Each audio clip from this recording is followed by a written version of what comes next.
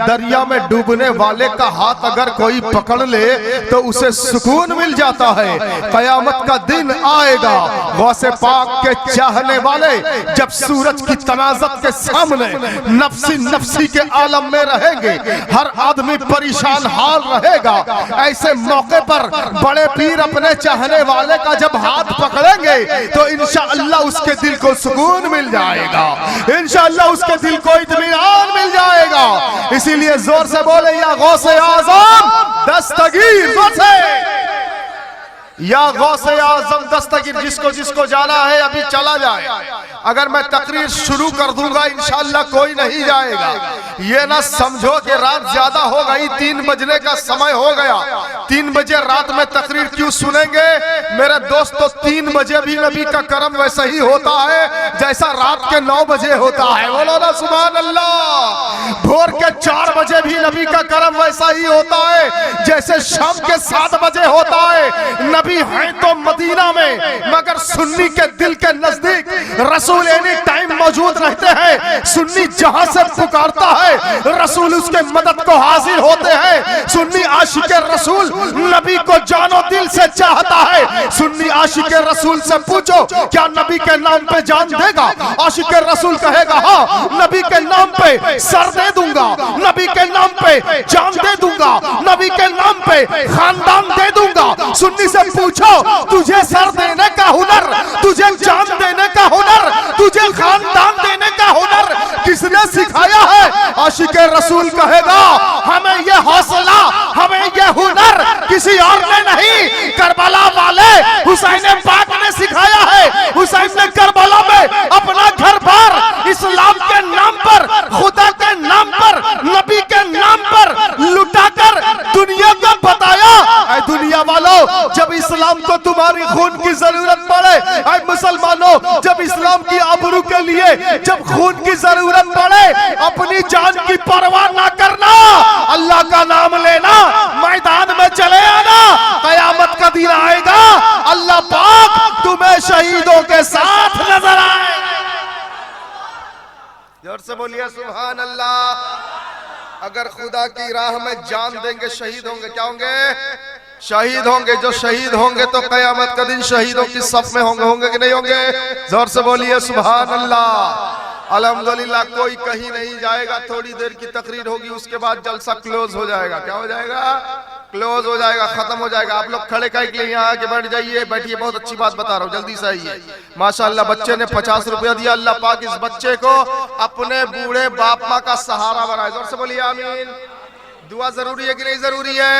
आज की दुनिया में बेटा बाप को घर से निकाल रहा है, बेटा माँ को बुढ़ापे की उम्र में कोस रहा है, बेटा बूढ़ी माँ को सता रहा है, बेटा बूढ़े बाप को टॉर्चर कर रहा है। जब तक उसकी शादी नहीं हुई थी अब्बा कहते थे उठ तो उठता था, अब्बा कहते थे बैठ तो बैठता था। जब से शादी हो गई है, नई दुल्हन को घर पे ले आया है, अब अब्बा 4 मरतबा आवाज देते हैं, 5वीं बार में बोलता जी। मैं कहता हूँ मेरा भाई, जब तक तू कुंवारा था अब्बा के हुक्म पे खड़ा रहता था, अब तेरी शादी हो गई है, क्या तूने बाप के साथ अपना सुलूक चेंज कर दिया है? ऐसा क्यों हो गया? तो मेरा भाई कहता है पहले मैं कुंवारा था, अब मैं फैमिली वाला हो गया हूँ। मैं कहता हूँ मेरा भाई सुन ले, कुंवारा रहे चाहे फैमिली वाला रहे, बाप तो वही है, माँ तो वही है। आज तू अपने बूढ़े बाप माँ के साथ जैसा बिहेव करेगा, कल तू बूढ़ा होगा, तेरे बच्चे जवान होंगे। आज तू बड़े बाप माँ से मीठी बोली में बात करेगा, कल तू बूढ़ा होगा, तेरे बच्चे तेरा पांव दबाते हुए। सही है कि गलत?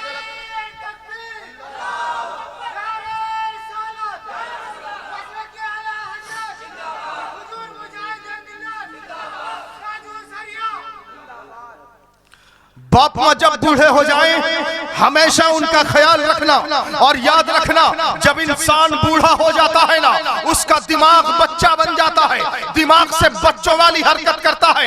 आप देखें, आपके घर में अगर दादा हो या नाना हो या परदादा हो, आप देखें कैसे बच्चों जैसी हरकत करते हैं, अजब अजब बकते हैं, अजब तरह के मुंह बनाते हैं, अजब तरह की चाल चलते हैं, अजब तरह की बात करते हैं। हैं। याद रखिएगा, बुढ़ापे की उम्र में दिमाग सठिया जाता है, दिमाग अजब अजब हरकत करने लगता है। ऐसे आलम में आपको गुस्सा नहीं करना है, आपको झल नहीं खाना है, आपको अपना ताव नहीं दिखाना है।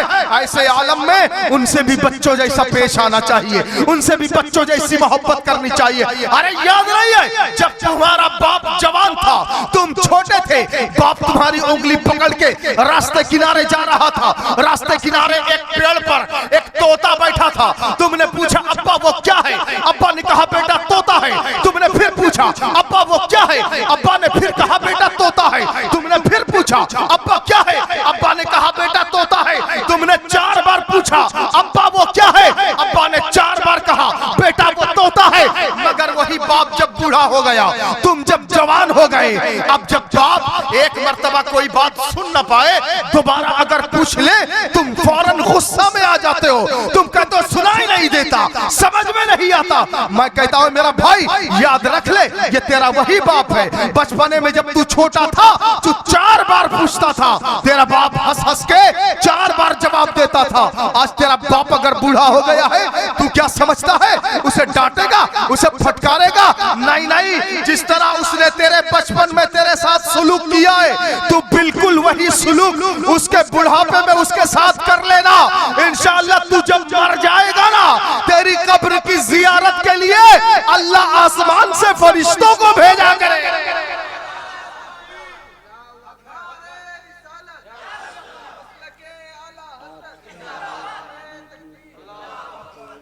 पाकिस्तान का एक इंसान था जो बुढ़ापे की उम्र में पहुंच गया। उसके बेटे का उसके साथ सलूक बड़ा अच्छा था, बड़ा अच्छा बिहेवियर था अपने बूढ़े बाप के साथ। एक दिन बूढ़े बाप ने कोशिश किया, ट्राई किया कि देखता हूं बेटा तो बहुत अच्छा बिहेवियर करता है, अच्छा सलूक करता है, जरा उसके दिल को मैं जांचता हूं, हकीकत में उसके दिल में मेरी मोहब्बत है या नहीं है। तो एक दिन बेटा से बाप कहता है, बूढ़ा बाप पाकिस्तान का कहता, बेटा तुम क्या हकीकत में मुझसे इतनी मोहब्बत करते हो? मैं तो बूढ़ा हो चुका हूं, अब तो रोजगार नहीं है मेरे पास, जवानी सारी कमाता रहा, तुम्हें खिलाता रहा, सारी जिंदगी अपना पेट काट काट कर तुम्हें पढ़ाता रहा, तुम्हें इंसान बनाता रहा, तुम्हारी जिंदगी के लिए सुबह शाम के लिए मेहनत करता रहा। बेटा ये बता, क्या सच में तू मुझसे मोहब्बत करता है? बेटा कहता, हाँ अब्बा जान, हाँ मैं आपसे बहुत मोहब्बत करता हूँ। अगर आप चाहते हैं मेरी मोहब्बत को आजमाना चाहते हैं तो आप आजमा सकते हैं। तो बाप कहता है, बेटा मुझे सेब खाने का दिल कर रहा है, एप्पल खाने का, सेब खाने का दिल कर रहा है। बेटा बाजार जाओ, मेरे लिए सेब लेकर आओ, मैं सेब खाऊंगा। बेटा फौरन बाजार गया, बाप के लिए 1 किलो सेब लेके आया। बाप बेटे की मोहब्बत आजमा रहा है, ठीक है, 1 किलो सेब लेके आया, बाप को देता, कहा अब्बा जान लीजिए 1 किलो सेब लाके मैंने हाजिर कर दिया, खाइए, जी भर के खाइए। बाप कहता, नहीं बेटा सेब को मैं यहाँ नहीं खाऊंगा, वो जो बगल वाली हमारी बिल्डिंग है ना, जो पुरानी वाली बिल्डिंग है, जहां पे तेरा बचपना गुजरा है, जहां पे तू पैदा हुआ है, जहां पे तू सांस लिया है, आगे बढ़ा है, बढ़ती उम्र तूने जहां गुजारी है, मैं उस नई वाली बिल्डिंग में जाकर सेब खाना चाहता हूं। बाप बेटे दोनों पुराने वाले मकान पे, जो 1 मंजिला मकान था, उसमें चले गए। बाप ने कहा बेटा छत के ऊपर चलो। बाप बेटे दोनों छत के ऊपर चले गए। छत के ऊपर बाप भी है, बेटा भी है। बाप बूढ़ा हो चुका है, बेटा जवान है। बेटा ने कहा अब्बा अब बोलिए क्या करना है? अब्बा ने कहा बेटा सेब लाओ, सेब खाना है।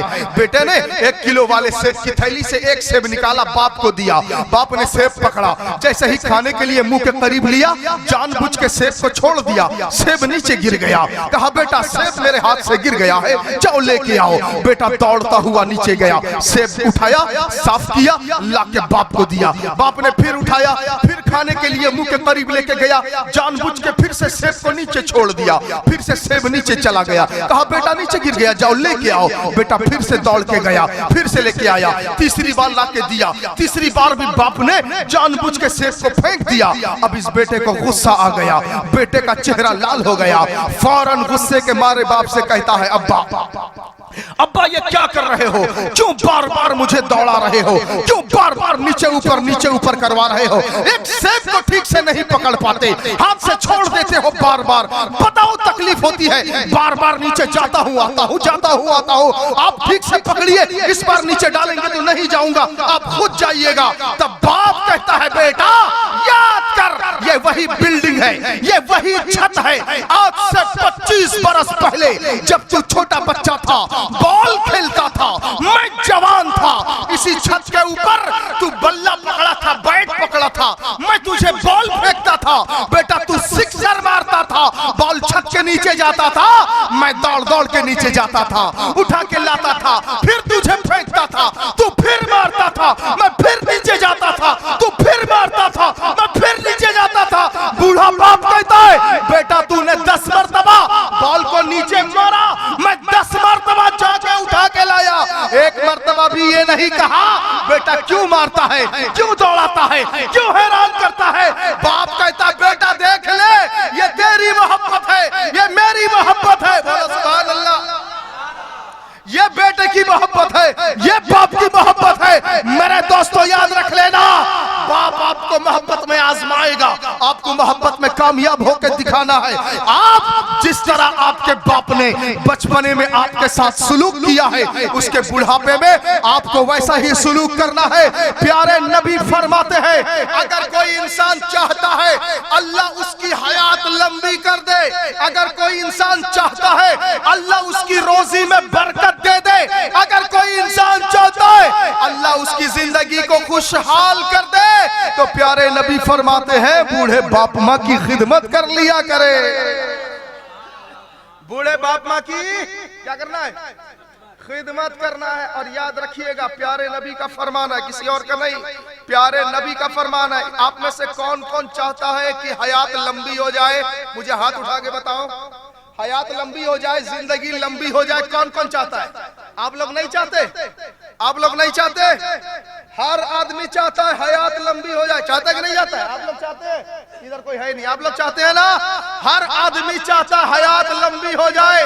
अच्छा बताइए आप में से कौन कौन चाहता है रोजी बढ़ जाए, रोजगार बढ़ जाए? कौन कौन चाहता है, कौन कौन चाहता है? सब चाहते हैं ना, रोजगार बढ़ जाए। मंथली अगर 20,000 आता है तो मंथली 40,000 आए, कौन नहीं चाहता? हर कोई चाहता है ना, हर कोई चाहता है हयात लंबी हो जाए, हर कोई चाहता है रोजगार बढ़ जाए, हर कोई चाहता है जिंदगी खुशहाल हो जाए, जिंदगी खुशहाल हो जाए, हर कोई चाहता। चाहते कि नहीं चाहते? आप लोग चाहते हैं ना? तो बताओ तीनों चीजें एक साथ मिलेंगी, हयात भी लंबी हो जाएगी। अगर 20 बरस की हयात होगी इंशाअल्लाह 30 हो जाएगी, बोलो सुभान अल्लाह। अगर 30 बरस जीना होगा इंशाअल्लाह 40 साल बचोगे, बोलो सुभान अल्लाह। अगर 40 बचना होगा इंशाअल्लाह 50 बरस जियोगे, बोलो बोलो जोर से। हयात लंबी हो जाएगी, रोजी बढ़ जाएगी, जिंदगी खुशहाल हो जाएगी। काम बस एक करना है, क्या करना है? सिर्फ एक काम करना है, कोई लोहा लक्कड़ हाड़ना नहीं है, जमीन खोदना नहीं है, पहाड़ को चीर कर चश्मा निकालना नहीं है, कोई मुश्किल काम नहीं है। क्या करना है? जिसके बाप माँ जिंदा है, बोलो सुभान अल्लाह, जिसके बाप माँ जिंदा है रोजाना 10 मिनट अब्बा का पैर दबाना है, रोजाना 10 मिनट अम्मी का पांव दबाना है, बूढ़े बाप माँ की दुआ लेना है। इंशाअल्लाह इसकी बरकत से रोजी भी बढ़ जाएगी, हयात भी लंबी हो जाएगी, जिंदगी खुशहाल हो जाएगी। बोलिए खिदमत करेंगे कि नहीं करेंगे? बोलिए बोलिए इंशाअल्लाह, सब लोग बोलिए इंशाअल्लाह। अरे जिसके बाप माँ दुनिया से चले गए उनके दिल से दर्द पूछो, उनके दिल से पूछो तेरे अब्बा अम्मा नहीं है तुझे कैसा लग रहा है। अरे अभी अगर बाप माँ जिंदा है उनकी कद्र कर लो। प्यारे नबी फरमाते हैं जिसके बूढ़े बाप माँ जिंदा हैं और उनकी खिदमत करके जन्नत हासिल उसने नहीं कर लिया तो उस इंसान से बड़ा कम नसीब कोई नहीं है। याद रखें, बाप माँ जिंदा भी हैं और उनकी खिदमत करके जन्नत भी नहीं हासिल कर पाया तो बहुत कम नसीब है, उसके तरह कम नसीब किसी का नहीं। समझ रहे हो? तो मेरे दोस्तों अगर बूढ़े बाप माँ जिंदा उनकी सेवा कर लो और जन्नत हासिल कर लो इंशाअल्लाहुल अजीज। बूढ़े माँ की खिदमत और बूढ़े बाप की खिदमत रोजाना 10 मिनट टाइम निकालिए। सुबह सुबह आप उठिए, फजर की नमाज पढ़िए, दुनियावी काम दुकान जाने से पहले 10 मिनट अब्बा की खिदमत में जाइए और बगैर बोले अब्बा सोए रहे, अब्बा सोए रहे, चुप से जाओ, अब्बा का पैर पकड़ के दबाना शुरू कर दो। अब्बा को लगेगा कौन है, पूछेंगे कौन है, कहोगे अब्बा जान जान मैं हूँ आपका बेटा हूँ। माशाअल्लाह, बोलो सुभान अल्लाह। जब अब्बा के बगैर बोले आप उनका पैर दबाने लगेंगे तो मेरा दिल कहता है अब्बा मुंह से कुछ बोले ना बोले, उनके दिल से एक निदा निकलेगी, एक सदा निकलेगी जो आसमान को चीरते हुए जाएगी, अल्लाह की बारगाह में जाएगी। बाप के दिल से दुआ क्या निकलेगी? परवरदिगार मेरा बच्चा मेरी खिदमत करता है, मौला मेरे बच्चे को दुश्मनों से बचा लेना, मेरे बच्चे को आफतों से बचा लेना, मेरे बच्चे को मुसीबतों से बचा लेना, मेरे बच्चे को कोरोना से बचा लेना, मेरे बच्चे को निमोनिया से बचा लेना, मौला मेरे बच्चे को बीमारियों से बचा लेना, मौला मेरे बच्चे को अपनी हिफाजत अता फरमा देना। जोर से बोलो। बाप के दिल से दुआ निकलेगी कि नहीं निकलेगी? जोर से बोलिए, निकलेगी ना? निकलेगी ना? बाप की 10 मिनट खिदमत करने के बाद माँ के पास जाओ, माँ सोई रहे, चुपके से माँ का पैर दबाओ, माँ कहेगी कौन? कहोगे अम्मी मैं आपका बेटा हूँ। माँ जब देखेगी बच्चा अपने से आया है, मेरा पाँव दबा रहा है, इंशाअल्लाह माँ के दिल से भी दुआ निकलेगी। निकलेगी कि नहीं निकलेगी? माँ के दिल से दुआ निकलेगी। जानते हैं एक लड़की है, वो लड़की मैट्रिक का एग्जाम देने वाली है और मैट्रिक का एग्जाम उसका बिल्कुल चल रहा है। इत्तेफाक से लड़की का बाप नहीं था, बूढ़ी माँ थी जो बीमार चल रही थी। लड़की के घर में कमाने वाला कोई नहीं था, बूढ़ी माँ बीमार चल रही थी। बेचारी लड़की घर में बच्चों को ट्यूशन पढ़ा के जो 4 पैसे रोजगार करती थी, उसी पैसे में बूढ़ी माँ और बेटी दोनों का गुजर बसर होता था। इत्तेफाक से लड़की का मैट्रिक का एग्जाम का समय करीब आ गया। इत्तेफाक से माँ भी बीमार पड़ गई, माँ बिस्तर में पड़ी है, लड़की का एग्जाम चल रहा है, वो भी मैट्रिक का एग्जाम। वो लड़की कहती है मैंने एग्जाम की परवाह नहीं की, मैंने एग्जाम की फिक्र नहीं की, मुझे पता था मेरी अम्मी बीमार है, अम्मी की खिदमत करना है, अम्मी की सेवा करना है, अम्मी को दवाई खिलाना है, अम्मी को रोटी खिलाना है, अम्मी को खाना खिलाना है, अम्मी के सर को सहलाना है, अम्मी का पांव दबाना है। मैट्रिक का एग्जाम चल रहा है, लड़की परेशान नहीं हो रही है। पहले दिन का पेपर था, लड़की माँ से इजाजत लेती है, कहती है अम्मी जान मैट्रिक का एग्जाम आ गया, आज पहले दिन का पेपर है। अम्मी आप जानती हैं मैंने मैट्रिक की तैयारी नहीं की, आप जब से बीमार पड़ी हुई हैं आपकी सेवा में लगी हुई हैं, किताबें पढ़ने के लिए फुर्सत नहीं है, किताबें देखने के लिए वक्त नहीं है। अम्मी जान आप बीमार हैं, मैं आपकी खिदमत में लगी हुई हूँ, अम्मी जान दुआ करिए अल्लाह पाक से, मैंने कोई तैयारी नहीं की, कोई प्रिपरेशन नहीं किया, आज मेरा पहला पेपर है, दुआ करिए मैं पेपर में कामयाब हो जाऊं। बोलो ना सुभान अल्लाह। माँ से दुआ लेकर बेटी एग्जामिनेशन हॉल में जाती है, एग्जामिनेशन हॉल में बेटी बैठती है और एग्जाम का जब पर्चा आता है, लड़की के हाथ में भी पर्चा आता है, सब क्लास में जितने लोग थे सबके पास पर्चा आता है, सब लोगों ने पर्चा देखा, लिखना शुरू कर दिया, लिखना शुरू कर दिया। इस बेचारी ने तो कोई तैयारी ही नहीं की, माँ की खिदमत में लगी रही, कोई तैयारी नहीं की। दिल ही दिल में सोचती है काश मैं भी तैयारी कर लेती, काश मैं भी कुछ पढ़ के आ जाती तो आज मैं भी कुछ लिखने लगती। पेपर देखती रही, अपने आप पे आंसू बहाती रही, पेपर देखती रही, अपने आप पे आंसू बहाती रही। इत्तेफाक से उसको प्यारे नबी की हदीस याद आ गई। बोलो सुभान अल्लाह। प्यारे नबी ने फरमाया था जब मुसीबत का समय आए, जब परेशानी और कठिन का समय वक्त आ जाए तो अपने नेक आमाल को वसीला बनाकर अपने खुदा से दुआ मांग लेना, अल्लाह तुम्हारी परेशानी दूर करेगा। जोर से बोलो। बेटी को नबी की हदीस याद आ गई, बेटी ने दिल ही दिल में अपने नेक अमाल को वसीला बनाया। क्या नेक अमाल? बेटी दिल ही दिल में परवरदिगार से कहती है मौला परवरदिगार मालिक को मौला, नेक अमल को वसीला बनाकर दुआ मांगने से परेशानी दूर होती है। प्यारे नबी ने फरमाया परवरदिगार मेरा नेक अमल तो तूने देखा है, मैं अपनी बूढ़ी माँ की कितनी सेवा करती हूँ, उनको दवाई खिलाती हूँ, खाना खिलाती हूँ, पानी पिलाती हूँ, खिदमत करती हूँ, पाँव दबाती हूँ, सर सहलाती हूँ। परवरदिगार अगर मेरा ये अमल नेक है, अगर मेरा ये अमल अच्छा है, मौला ताला मेरे इस नेक अमल के सदके मेरी परेशानी को दूर कर दे, मेरे एग्जाम का पेपर आसान कर दे। कसम खुदा की लड़की कहती है मैंने इतना दुआ किया, उसके बाद मैंने आंखों को बंद किया, जैसे ही आंखों को बंद किया मैं क्या देखती हूँ? क्वेश्चन नंबर 1, सवाल नंबर 1 जो किताब में मौजूद है। कोई इंसान अपने हाथ से ऐसे किताब खोलकर मेरी आंखों के सामने ऐसे दिखा रहा है, दे बेटी ये सवाल नंबर 1 का जवाब है, चल लिखना शुरू कर दे। लड़की कहती है मैंने आंखें बंद किया, सवाल नंबर 1 का जवाब पढ़ा, आंखें खोली, लिखना शुरू कर दिया। बोलो। लड़की कहती है जब दूसरा सवाल आया मैंने फिर आंखें बंद किया, फिर किसी ने ऐसे किताब खोला, कहा बेटी ये सवाल नंबर 2 का जवाब है, जल्दी से देख ले। लड़की कहती है मैंने देख लिया। उसके बाद आंख खोली, लिखना शुरू कर दिया, सवाल नंबर 3 लिखा, सवाल नंबर 4 लिखा। लड़की कहती है जो लड़कियां मुझसे पहले जिन्होंने लिखना शुरू किया था वो सब पीछे हो गई, मैं सबसे पीछे लिखना शुरू की थी, मैं सबसे आगे बढ़ गई।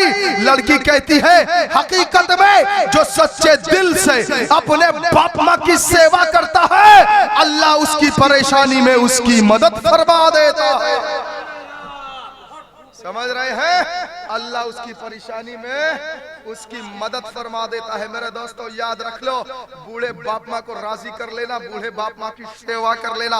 बूढ़े बाप माँ जब तक सलामत है अल्लाह रब्बुल इज्जत उनके सदके में आपकी रोजी को भी बढ़ाएगा, आपकी उम्र को भी बढ़ाएगा, आपकी जिंदगी को भी खुशहाल करेगा। और याद रखिए जिनके माँ बाप दुनिया से चले गए, जिनके माँ बाप दुनिया में नहीं है, दुनिया से चले गए, अब वो क्या करे उसके लिए भी एक बात बता दूं, फॉर्मूला। बोलो सुभान अल्लाह। अगर बाप माँ दुनिया से चले गए हैं तो आप कब्रिस्तान में चले जाएं और रोज और कम से कम हफ्ता में एक बार जुमा के दिन या जुमेरात के दिन बूढ़े बाप माँ की कब्र में खड़े हो जाएं, खड़े होकर फातिहा पढ़ें। फातिहा पढ़ने के बाद बूढ़े बाप माँ के नाम इसाले सवाब करें। जानते हैं प्यारे नबी फरमाते हैं जो इंसान अपने बाप माँ की कब्र की जियारत के लिए जाता है जब वो मर जाता है ना, उसकी कब्र की जियारत के लिए अल्लाह आसमान से फरिश्तों को भेज दिया करता है। समझ रहे हैं? बूढ़े बाप माँ की कब्र की जियारत को जाइए, आप जब मरेंगे आपकी कब्र की जियारत के लिए फरिश्ते आएंगे। कौन आएंगे? फरिश्ते आएंगे। फिर बोलिए सुभान अल्लाह। और याद रख लीजिएगा माँ का चेहरा देख के मुस्कुरा दीजिएगा। बोले इंशाअल्लाह। माँ का चेहरा देख के मुस्कुरा। बहुत से लोग गरीब होते हैं और गरीब होते हैं तो उनके पास पैसा नहीं होता, दौलत नहीं होती, खर्चा नहीं होता, हज करने कैसे जाए, मक्का मदीना का दीदार कैसे करे, 2 लाख 3 लाख रुपए का खर्चा है कि नहीं है? तो खर्चा 2 लाख 3 लाख रुपए का है, महीना 1.5-2 महीने का टूर है, सफर की मुश्किलें हैं, पैसा जिसके पास है वो मक्का मदीना देख लेता है, मगर जो बेचारा गरीब है, खर्चा नहीं है, पैसा नहीं है, मक्का मदीना नहीं जा सकता, तो प्यारे नबी ने घर ही में उसके लिए इंतजाम फरमा दिया है। नबी फरमाते हैं माँ का चेहरा देख लेना, मोहब्बत से मुस्कुरा देना, अल्लाह घर बैठे बैठे तुम्हें हज का सवाब अता फरमा देगा। समझ रहे हैं? घर बैठे बैठे अल्लाह पाक तुम्हें हज का सवाब अता फरमा देगा। जानते हैं माँ बाप के कदमों का बोसा दिया करिए, माँ बाप के चेहरे को देख के मुस्कुराया कीजिए। एक सहाबी रसूल हुजूर की बारगाह में आते हैं और अर्ज करते हैं या रसूल अल्लाह मैंने एक नजर मानी, एक मन्नत मानी है। या रसूल अल्लाह मैंने एक मन्नत मानी थी, अगर मेरा एक काम है वो सक्सेसफुल हो गया, अगर वो काम मेरा बन गया तो या रसूल अल्लाह मैं जन्नत के दरवाजे के ऊपर वाली चौखट को चूमूंगा और जन्नत के दरवाजे के नीचे वाली चौखट को चूमूंगा। तो नबी ने फरमाया, नबी से वो आदमी कहते हैं और सहाबी कहते हैं या रसूल अल्लाह मेरा वो काम हो गया, वो काम सक्सेस हो गया, अब या रसूल अल्लाह कब मरूंगा, कब जन्नत में जाऊंगा, कब अपनी मन्नत को पूरी करूंगा, कब जन्नत के ऊपर वाली चौखट को बोसा दूंगा, यानी जन्नत में जाऊंगा तब नजर पूरी करूंगा, ऊपर वाली चौखट का बोसा, नीचे वाली दरवाजे का बोसा, या रसूल अल्लाह मेरी नजर पूरी कर दीजिए। तो नबी ने फरमाया ऐसा है तो घर चला जा, अपने बाप के पेशानी को चूम लेना, ये जन्नत के चौखट के ऊपर का हिस्सा है, माँ के तलवे को चूम लेना, ये जन्नत के दरवाजे के नीचे का हिस्सा है।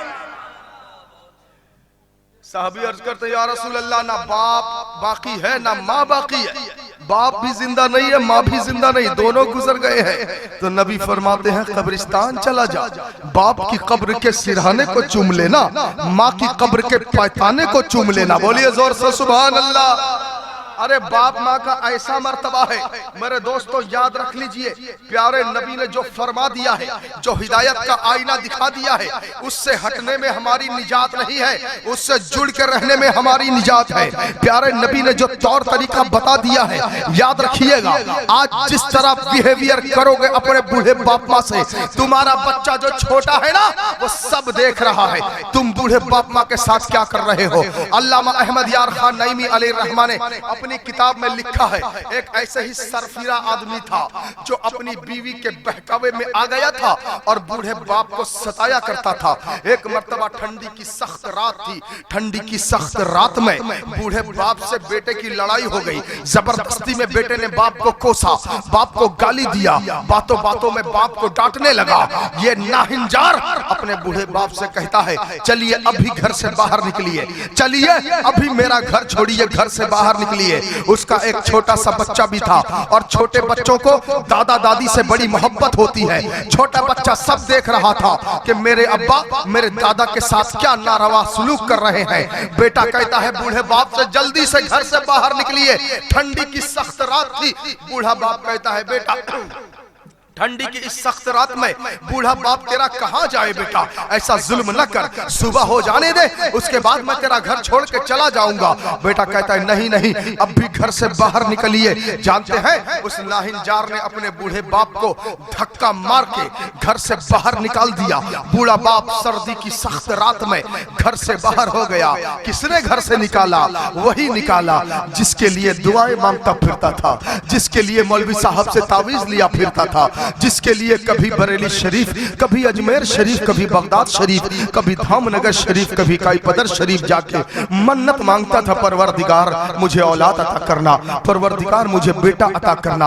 आज वो बेटा क्या कर रहा है? आज वो बेटा घूंसे मार के घर से निकाल रहा है, आज वो बेटा लात मार के घर से निकाल रहा है। ऐ मेरे दोस्तों, अल्लाह से जब मांगो खाली बेटा मत मांगो, अल्लाह से जब औलाद मांगना हो तो दुआ में वो जुमला यूज करो जो जुमला इब्राहिम पैगंबर ने यूज किया था। क्या? रब्बी हबली मिनस सालिहीन, रब्बी हबली मिनस सालिहीन। इब्राहिम ने कहा था, मौला मुझे नेक बेटा अता फरमा, मौला मुझे नेक बेटा अता फरमा। जानते हैं रिवायतों में आता है गालिबन इब्राहिम की उम्र 90 बरस की हो गई। 90 बरस की उम्र में अल्लाह ने उन्हें इस्माइल पैगंबर अता फरमाया। क्या कहा था? रब्बी हबली मिनस सालिहीन, परवरदिगार मुझे नेक औलाद अता फरमा। अगर अल्लाह से दुआ मांगे, औलाद मांगे तो सिर्फ औलाद ना मांगे, अल्लाह से ये मांगे मौला मुझे नेक औलाद अता फरमा। क्या कहे? मौला मुझे नेक औलाद अता फरमा। इंशाअल्लाह आपको जो औलाद मिलेगी इंशाअल्लाह इस्माइल पैगंबर का चाहने वाला जरूर मिलेगा। बोलिए सुभान अल्लाह। तो बूढ़े बाप ने कहा, बेटा रात के सन्नाटे में मुझे घर से तड़ी पार मत कर बेटा, सुबह हो जाने दे, मैं घर छोड़ के चला जाऊंगा। मगर इसके सर पे तो जुनून सवार था, इसने धक्के मार के बाहर कर दिया। थोड़ी देर जब बाहर गया बूढ़ा बाप, ठंडी के सख्त थपेड़ों ने बूढ़े के जान को बेजान कर दिया। बूढ़ा का पैर हाथ कांपने लगा, जवाब देने लगा। बूढ़ा बाप पलट के आया, दरवाजा खटखटाया। जब दरवाजा खटखटाया तो इस नाहिंजार औलाद ने फिर से दरवाजा खोला। दरवाजा खोला तो क्या देखता है? सामने बूढ़ा बाप खड़ा है। जवान लड़का कहता, आप फिर चले आए, आपको तो घर से निकाल दिया गया था। याद रखिए आज के बाद इस घर का ताला हमेशा आपके लिए लॉक हो गया है, आप कभी इस घर में नहीं आ सकते, जाइए। तो बूढ़ा बाप कहता है, बेटा ठीक है मैं तेरा घर छोड़ के चला जाऊंगा, मुझे नहीं रहना तेरे घर में, मगर बेटा ठंडी कितनी ज्यादा है, सर्दी कितनी ज्यादा है, मैं बूढ़ा आदमी हूँ, बेटा कम से कम एक कम्बल तो दे दे, कम से कम ओढ़ने के लिए कम्बल तो दे दे। बेटे के दिल में दया आ गई, रहम आ गया। बेटे ने बॉक्स खोला, नीचे से संदूक खोला, बॉक्स खोला, उसमें से एक कम्बल निकाला। छोटा बच्चा 8 बरस 10 बरस का उसका बेटा, उस बूढ़े का पोता सब देख रहा था जब इस नाहिंजार बाप बेटे ने कम्बल निकाला और जब बूढ़े बाप को देने लगा तो छोटा बच्चा उसका दादा की मोहब्बत में आगे बढ़ता है और अपने बाप की कलाई पकड़ता है, कहता अब्बा रुक जाओ रुक जाओ। बाप उसका कहता क्या हुआ बेटा, क्यों रुक जाओ? कहता अब्बा इस कम्बल को पूरा पूरा मत दो, रुक जाओ मैं छुरी लेके आता हूँ, इस कम्बल को आधा आधा करो, आधा मेरे दादा को देकर रुखसत करो, आधा उसी बॉक्स के अंदर रखो। बाप कहता बेटा क्यों? तो बच्चा कहता है आज तुम जिस तरह मेरे बूढ़े बाप के साथ कर रहे हो, कल तुम बूढ़े हो जाओगे, मैं जवान हो जाऊंगा, उसी बॉक्स से वो आधा कम्बल निकालूंगा, इसी तरह ठंडी की रात में तुम्हें देकर घर से बाहर करूंगा। किसने कहा? उस छोटे से बच्चे ने कहा। तो बोलिए बच्चा सब देख रहा था कि नहीं देख रहा था? तो आप जिस तरह बिहेव करोगे अपने बूढ़े बाप माँ के साथ, आपका बच्चा सब देख रहा है, आपके साथ कल वो वैसा ही बिहेव करेगा। नहीं मेरे दोस्तों, याद रखो दुनिया किसी के साथ वफा करने वाली नहीं है, दुनिया धोखाबाज है, दुनिया किसी के साथ वफा करने वाली नहीं है। और याद रखो अपने बूढ़े बाप माँ का मर्तबा समझ लो। प्यारे नबी फरमाते हैं अगर इंसान घर से बाहर निकलता है, सफर को जा रहा है, जाते जाते अगर बूढ़े बाप माँ का पांव चूम के उनका चेहरा देख के सफर को निकलता है, जब तक पलट के घर नहीं आ जाता तब तक अल्लाह पाक उस आदमी की हिफाजत के लिए फरिश्ता लगा देता है। घर से जाइए, बाप माँ का चेहरा देख के कदम चूम के जाइए। आप 1 महीना 2 महीना 5 महीना जितना दिन बाहर रहेंगे, अल्लाह के फरिश्ते आपके सर पे हिफाजत का साया किए रहेंगे। समझ रहे हैं? तो बोलिए ऐसा करेंगे नहीं करेंगे? बोलिए इंशाअल्लाह। बाप माँ के कदम चूम के बाहर निकलेंगे, बोलिए इंशाअल्लाह। बाप माँ की दुआ लेंगे, बोलिए इंशाअल्लाह। कोई भी नौजवान अगर यहाँ ऐसा बैठा है जिसके बाप माँ उससे नाराज हैं, यहीं पे तौबा करे मेरे सामने और घर जाके अपने बूढ़े बाप माँ को मना ले। ये अनमोल दौलत अगर हाथ से निकल गई दोबारा नहीं मिलने वाली, याद रखिएगा। ये अनमोल दौलत अगर हाथ से निकल गई दोबारा नहीं मिलने वाली है, याद रखिएगा। हजरत उमर फारूक आजम की बारगाह में एक आदमी आता है और अर्ज करता है या सैयदना फारूक आजम, याद रखिएगा आप छोटे हैं, बाप माँ जवान है, ठीक है? तो आप बच्चे हैं, बाप माँ जवान है। बाप माँ आपकी सेवा करते हैं, नहलाते हैं, धुलाते हैं, खिलाते हैं, पिलाते हैं, बॉडी को साफ करते हैं, पेशाब पखाना धोते हैं, कपड़ा पहनाते, सब करते हैं ना? बिल्कुल इसी तरह ठीक 25-30 बरस के बाद आपके साथ होगा। कब? जब आप हो जाएंगे जवान, बाप माँ हो जाएंगे बूढ़े, ठीक है? अब आपको जिस तरह वो लोग नहलाते थे, धुलाते थे, पखाना पेशाब साफ करते थे, कपड़े चेंज कराते थे, नहलाते थे, साफ करते थे, सर में झाड़ते थे, करते थे ना? बिल्कुल वही मौका 25-30 बरस के बाद आएगा जब बाप माँ हो जाएंगे बूढ़े, आप हो जाएंगे जवान। बचपने में आपको वो सब आता नहीं था, नाना आता नहीं था, खाना आता नहीं था, अपने आप से सब करना नहीं आता था, वो लोग करते थे। अब वो जब बूढ़े हो गए, आप जवान हो गए, तो बाप माँ जब बिस्तर में पड़ गए, अब उनको आपको खिलाना भी है, पिलाना भी है, नहलाना भी है, धुलाना भी है, कपड़ा चेंज भी करवाना है, सर भी झाड़ना है, खाना भी खिलाना है। करना है कि नहीं करना है? करना है ना? बिल्कुल वही मामला। हजरत उमर की बारगाह में एक आदमी अर्ज करता है या उमर फारूक आजम, मैं जब बचपन में छोटा था ना, मेरी माँ मुझे नहलाती थी, धुलाती थी, खिलाती थी, पिलाती थी, कपड़े चेंज कराती थी, सब खिदमत करती थी। अब बिल्कुल वही सब मैं अपनी माँ के साथ कर रहा हूँ। अब मेरी माँ बिस्तर में लेट गई है, चल नहीं पाती, अब मैं उसे खिलाता हूँ, पिलाता हूँ, नहलाता हूँ, धुलाता हूँ, कपड़े चेंज कराता हूँ, सर में कंघा करता हूँ। टोटल वही काम मेरे बचपन में मेरे इस माँ मेरे साथ करती थी, अब टोटल वही काम माँ के बुढ़ापे में मैं उसके साथ करता हूँ। या उमर फारूक आजम, क्या मैंने अपनी माँ का हक अदा कर लिया? तवज्जो चाहूंगा, क्या मैंने अपनी माँ का हक अदा कर लिया? देखिए याद रखिएगा, एक बार और की बात है। हजरत उमर की बारगाह में शिकायत आई कि एक आदमी अपनी बूढ़ी माँ को सता, या उमर फारूक आजम उसकी पेशी हो गई, फारूक आजम की अदालत में उसे खड़ा कर दिया गया। लोगों ने शिकायत की आदमी अपने बूढ़ी माँ को सताता है, गाली बकता है, तरह तरह खोजता है, हैरान करता है, परेशान करता है। हजरत उमर फारूक ने कहा इसको सजा देनी चाहिए। लोगों ने कहा हाँ देनी चाहिए। हजरत फारूक आजम ने कहा जाओ एक पानी से भरा हुआ मटका लाओ। क्या लाओ? पानी भरा हुआ मटका लाओ। लोग गए, पानी से भरा हुआ मटका लाया और लाकर उस आदमी के पेट में, हजरत उमर ने कहा इसके पेट में बांध दो। पानी से भरा हुआ मटका उस आदमी के पेट में बांध दिया गया, रस्सी से मजबूत करके गांठ मार दिया गया। अब हजरत उमर ने फरमाया जा, चला जा, इसी हालत में रहना, खबरदार पूरे मदीने में कोई इसकी रस्सी न खोले, ये ऐसे ही 9 महीना चलेगा फिरेगा। कितना महीना? 9 महीना इसकी ये सजा है। वो कहता ये कैसी सजा है, अनोखी सजा है। मैं अगर अपने माँ को सजाता हूँ या हैरान करता हूँ या परेशान करता हूँ, कोई दूसरी सजा दीजिए, ये क्या निराली सजा है। पेट में पानी वाला मटका बांध दिया, 9 महीना। अब पानी भरा मटका लेकर 9 महीना मैं कैसे चलूंगा फिरूंगा, कैसे खाऊंगा पीऊंगा, कहाँ जाऊंगा, क्या करूंगा। तो हजरत उमर ने जवाब दिया, याद कर जब तू तेरी माँ के पेट में था बिल्कुल सेम सिचुएशन था। आगे नहीं था, सेम सिचुएशन था। तू माँ के पेट में था, बोझ बना हुआ था। तेरी माँ तुझे पेट में लेकर चलती फिरती थी, खाती भी थी, नहाती भी थी, धोती भी थी, चढ़ती भी थी, उतरती भी थी। जब तेरी माँ तेरा बोझ लेकर 9 महीना सब काम कर सकती है, तो क्या ये सजा तू 9 महीना लेकर चल नहीं सकता। उस आदमी के होश ठिकाने आ गए, उसने तौबा किया, इस्तिग़फ़ार किया, कहा मुझे माफ कर दीजिए, आइंदा अपनी माँ को नहीं सताऊंगा। बोलो ना सुभान अल्लाह। सारी दुनिया का मामूल है, जब बच्चा पेट में रहे ना तो इंसान औरत को चलने में तकलीफ होती है कि नहीं होती है? तकलीफ होती है चलने में, उठने में, बैठने में, आने में, जाने में, सीढ़ी चढ़ने में, सीढ़ी उतरने में, दूसरा काम करने में। दुनिया की हर औरत को तकलीफ होती है, मगर दुनिया में एक ऐसी औरत भी गुजरी है जिसे अय्याम हमल में कोई तकलीफ नहीं हुई। सुभान अल्लाह।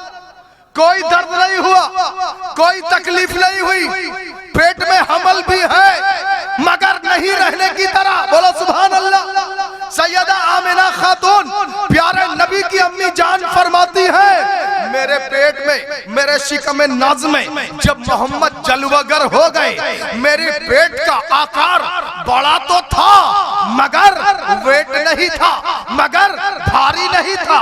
आकार तो बड़ा था मगर पेट नॉर्मल वजन में था, पेट भारी नहीं था। अरे भारी होगा कैसे, सारी दुनिया के बच्चे जहमत बन के आते हैं, अल्लाह का नबी रहमत बन के आता है।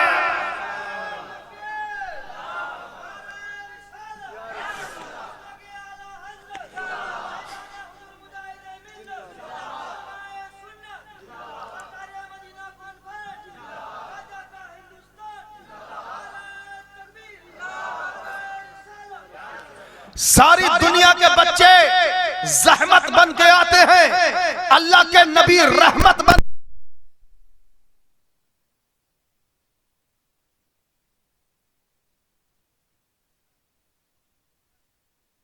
हैं। निगाह नूर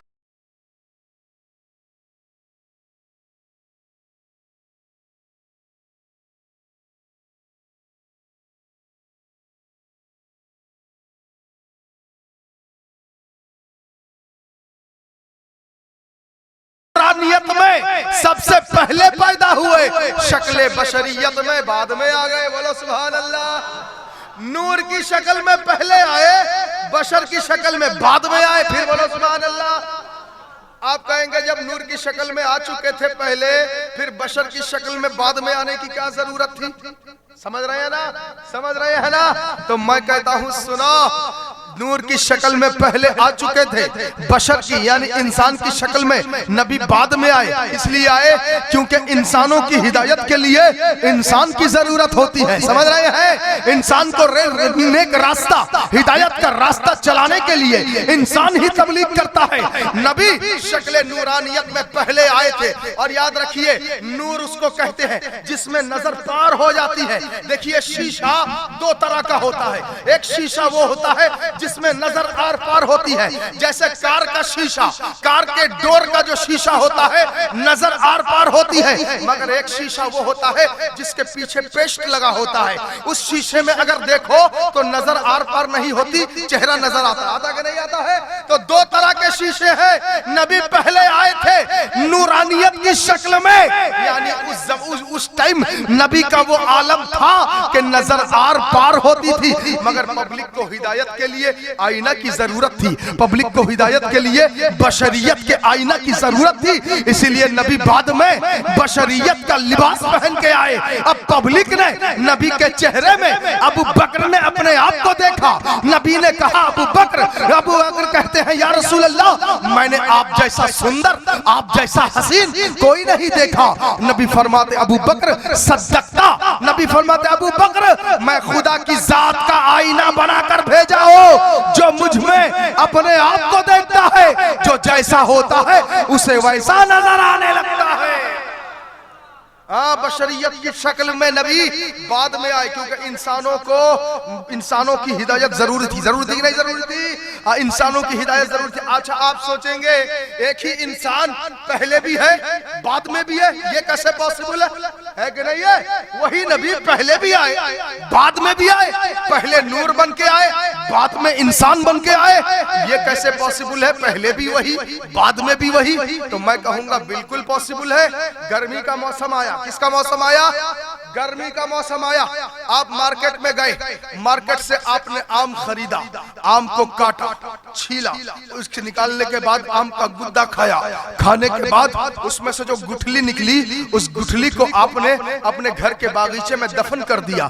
कुछ दिनों के बाद उस गुठली में से छोटे छोटे पौधे निकलने लगे, कुछ दिनों के बाद वो पेड़ बड़ा होने लगा, कुछ बरसों के बाद पेड़ बड़ा हो गया, कुछ बरसों के बाद उसमें तने निकले, उसमें से शाखें निकली, उसमें से डालियां निकली, उसमें फिर से आम जन्म लेने लगा। आपने फिर से आम तोड़ा, फिर से काटा, फिर से खाया, तो उसमें अंदर से वही गुठली निकली। जिस गुठली को आपने जमीन में दफन किया था, उसी गुठली से नया पेड़ बन गया, नए पेड़ से फिर गुठली निकल गई। मैं कहता हूं जब एक गुठली पहले भी है बाद में भी है, पहले भी है बाद में भी है, तो मेरे नबी नबियों के नबी है, पहले भी है बाद में भी है।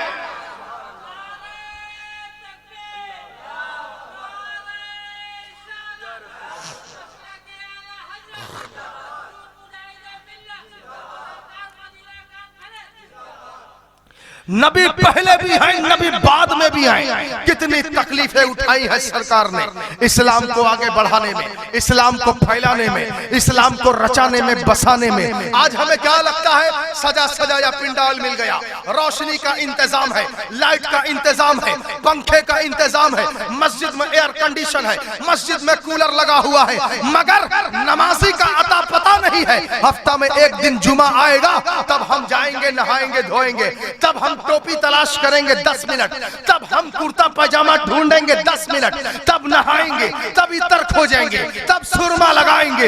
हफ्ता में एक दिन मस्जिद जाएंगे, वो भी 2 रकात नमाज पढ़ के दौड़ के चले आएंगे।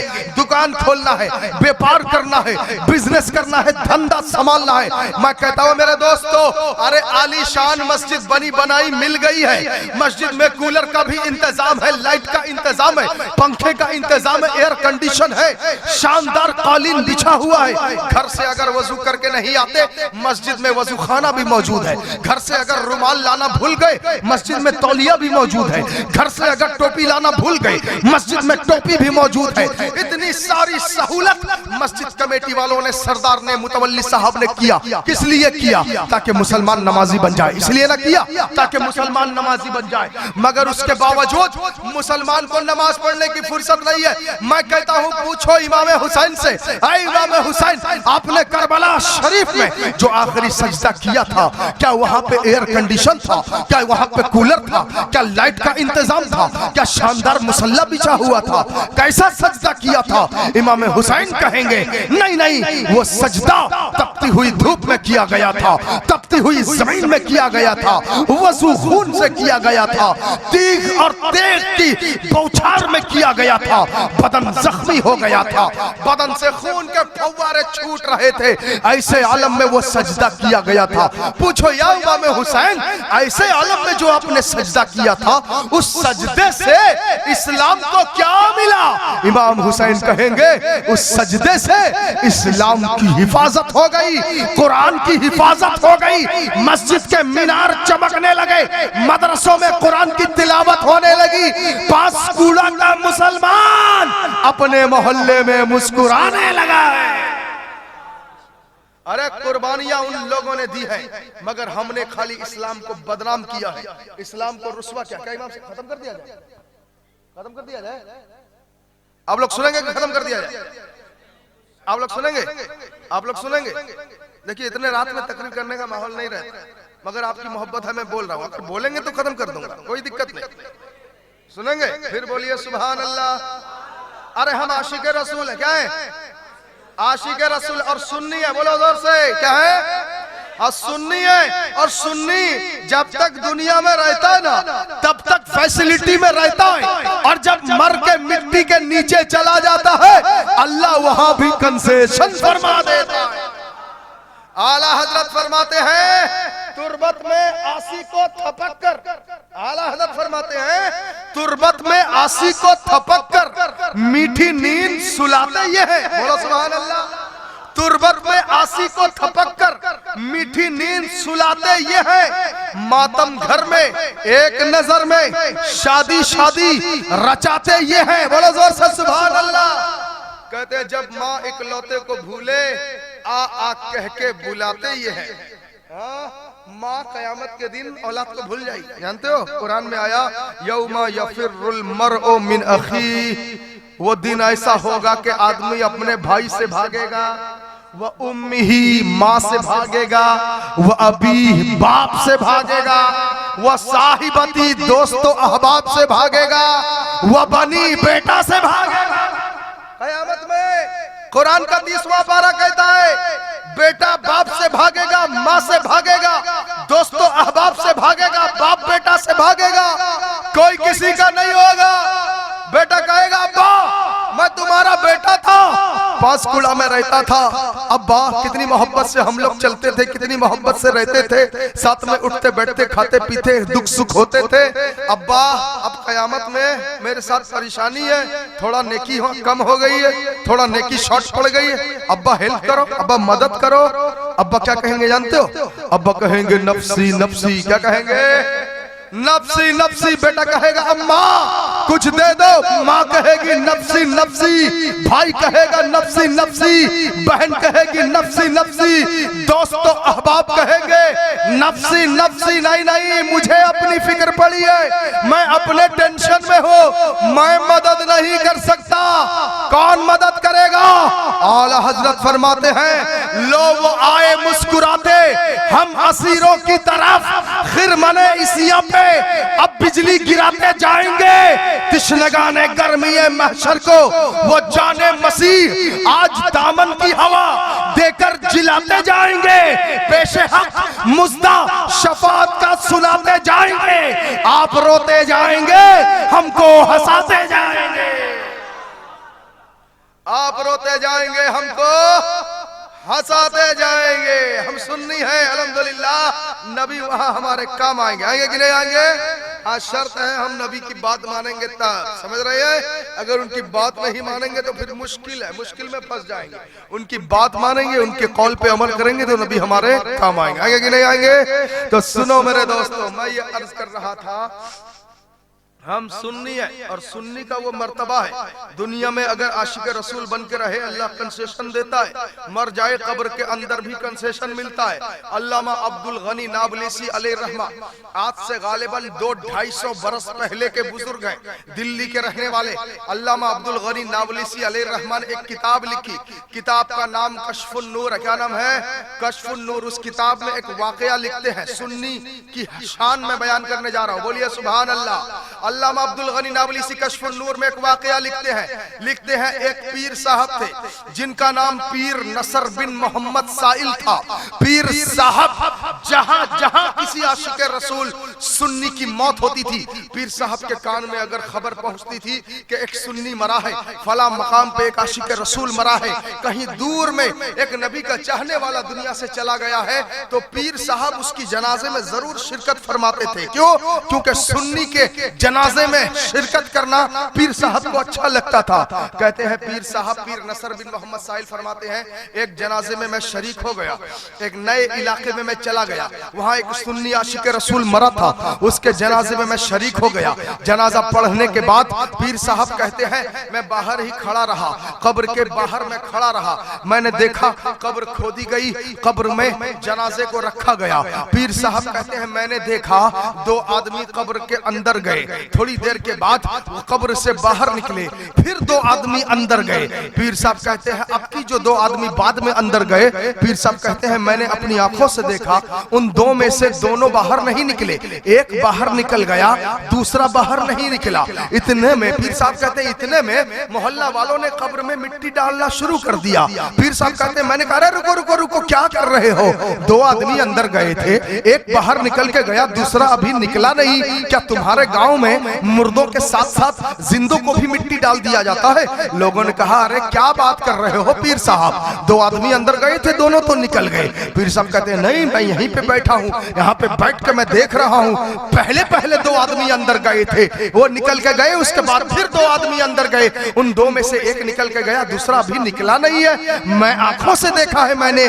लोग कहते हैं नहीं पीर साहब आपको गलत फहमी हुई है, देखिए कब्र में कोई नहीं है। पीर साहब ने देखा हकीकत में कब्र में कोई नहीं है, मगर दिमाग में उलझन बना रहा, दिमाग में टेंशन बना रहा, क्योंकि आंखों से देखा था, दो में से एक बाहर निकला, दूसरा निकला ही नहीं। तो इतने में लोगों ने मिट्टी डाला, मिट्टी डाल के कब्र को समान कर दिया।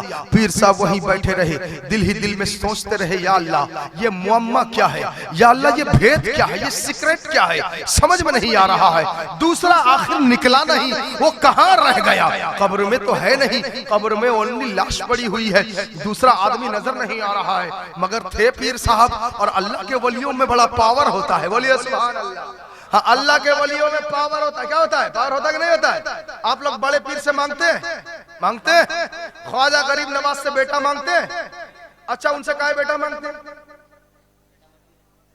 गरीब नवाज के यहाँ लोग जाते हैं ना, शादी हो गई 10 बरस हो गए औलाद नहीं मिली, तो लोग जाते हैं ना गरीब नवाज के यहाँ, मन्नत मांगते हैं, चादर चढ़ाते हैं, फूल पेश करते हैं, फातिहा करते हैं, गरीब नवाज से औलाद मांगते हैं। अच्छा बताइए गरीब नवाज से औलाद काहे मांगते हो? औलाद तो अल्लाह देता है। कौन देता है?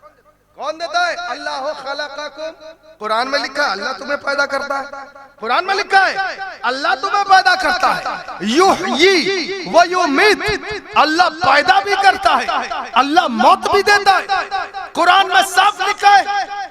तो मैं कहूंगा सुन्नियो तुम्हें क्या हो गया, कुरान कह रहा है अल्लाह पैदा करता है, औलाद अल्लाह से मांगो, तुम जा रहे हो गरीब नवाज के पास। लोग कहते हैं ना ऐसा, सुन्नियों को कहते हैं ना, सुन्नियों को लोग कहते हैं ना, क्योंकि सुन्नी के पास इल्म नहीं है, नॉलेज नहीं है, सुन्नी के पास पैसा है, दौलत है, अच्छा पेट शर्ट है, अच्छा कपड़ा है, अच्छा स्मार्टफोन है, ब्रांडेड जूता है, ब्रांडेड गाड़ी है, सब है, मगर खोपड़ी में बुद्धि नहीं।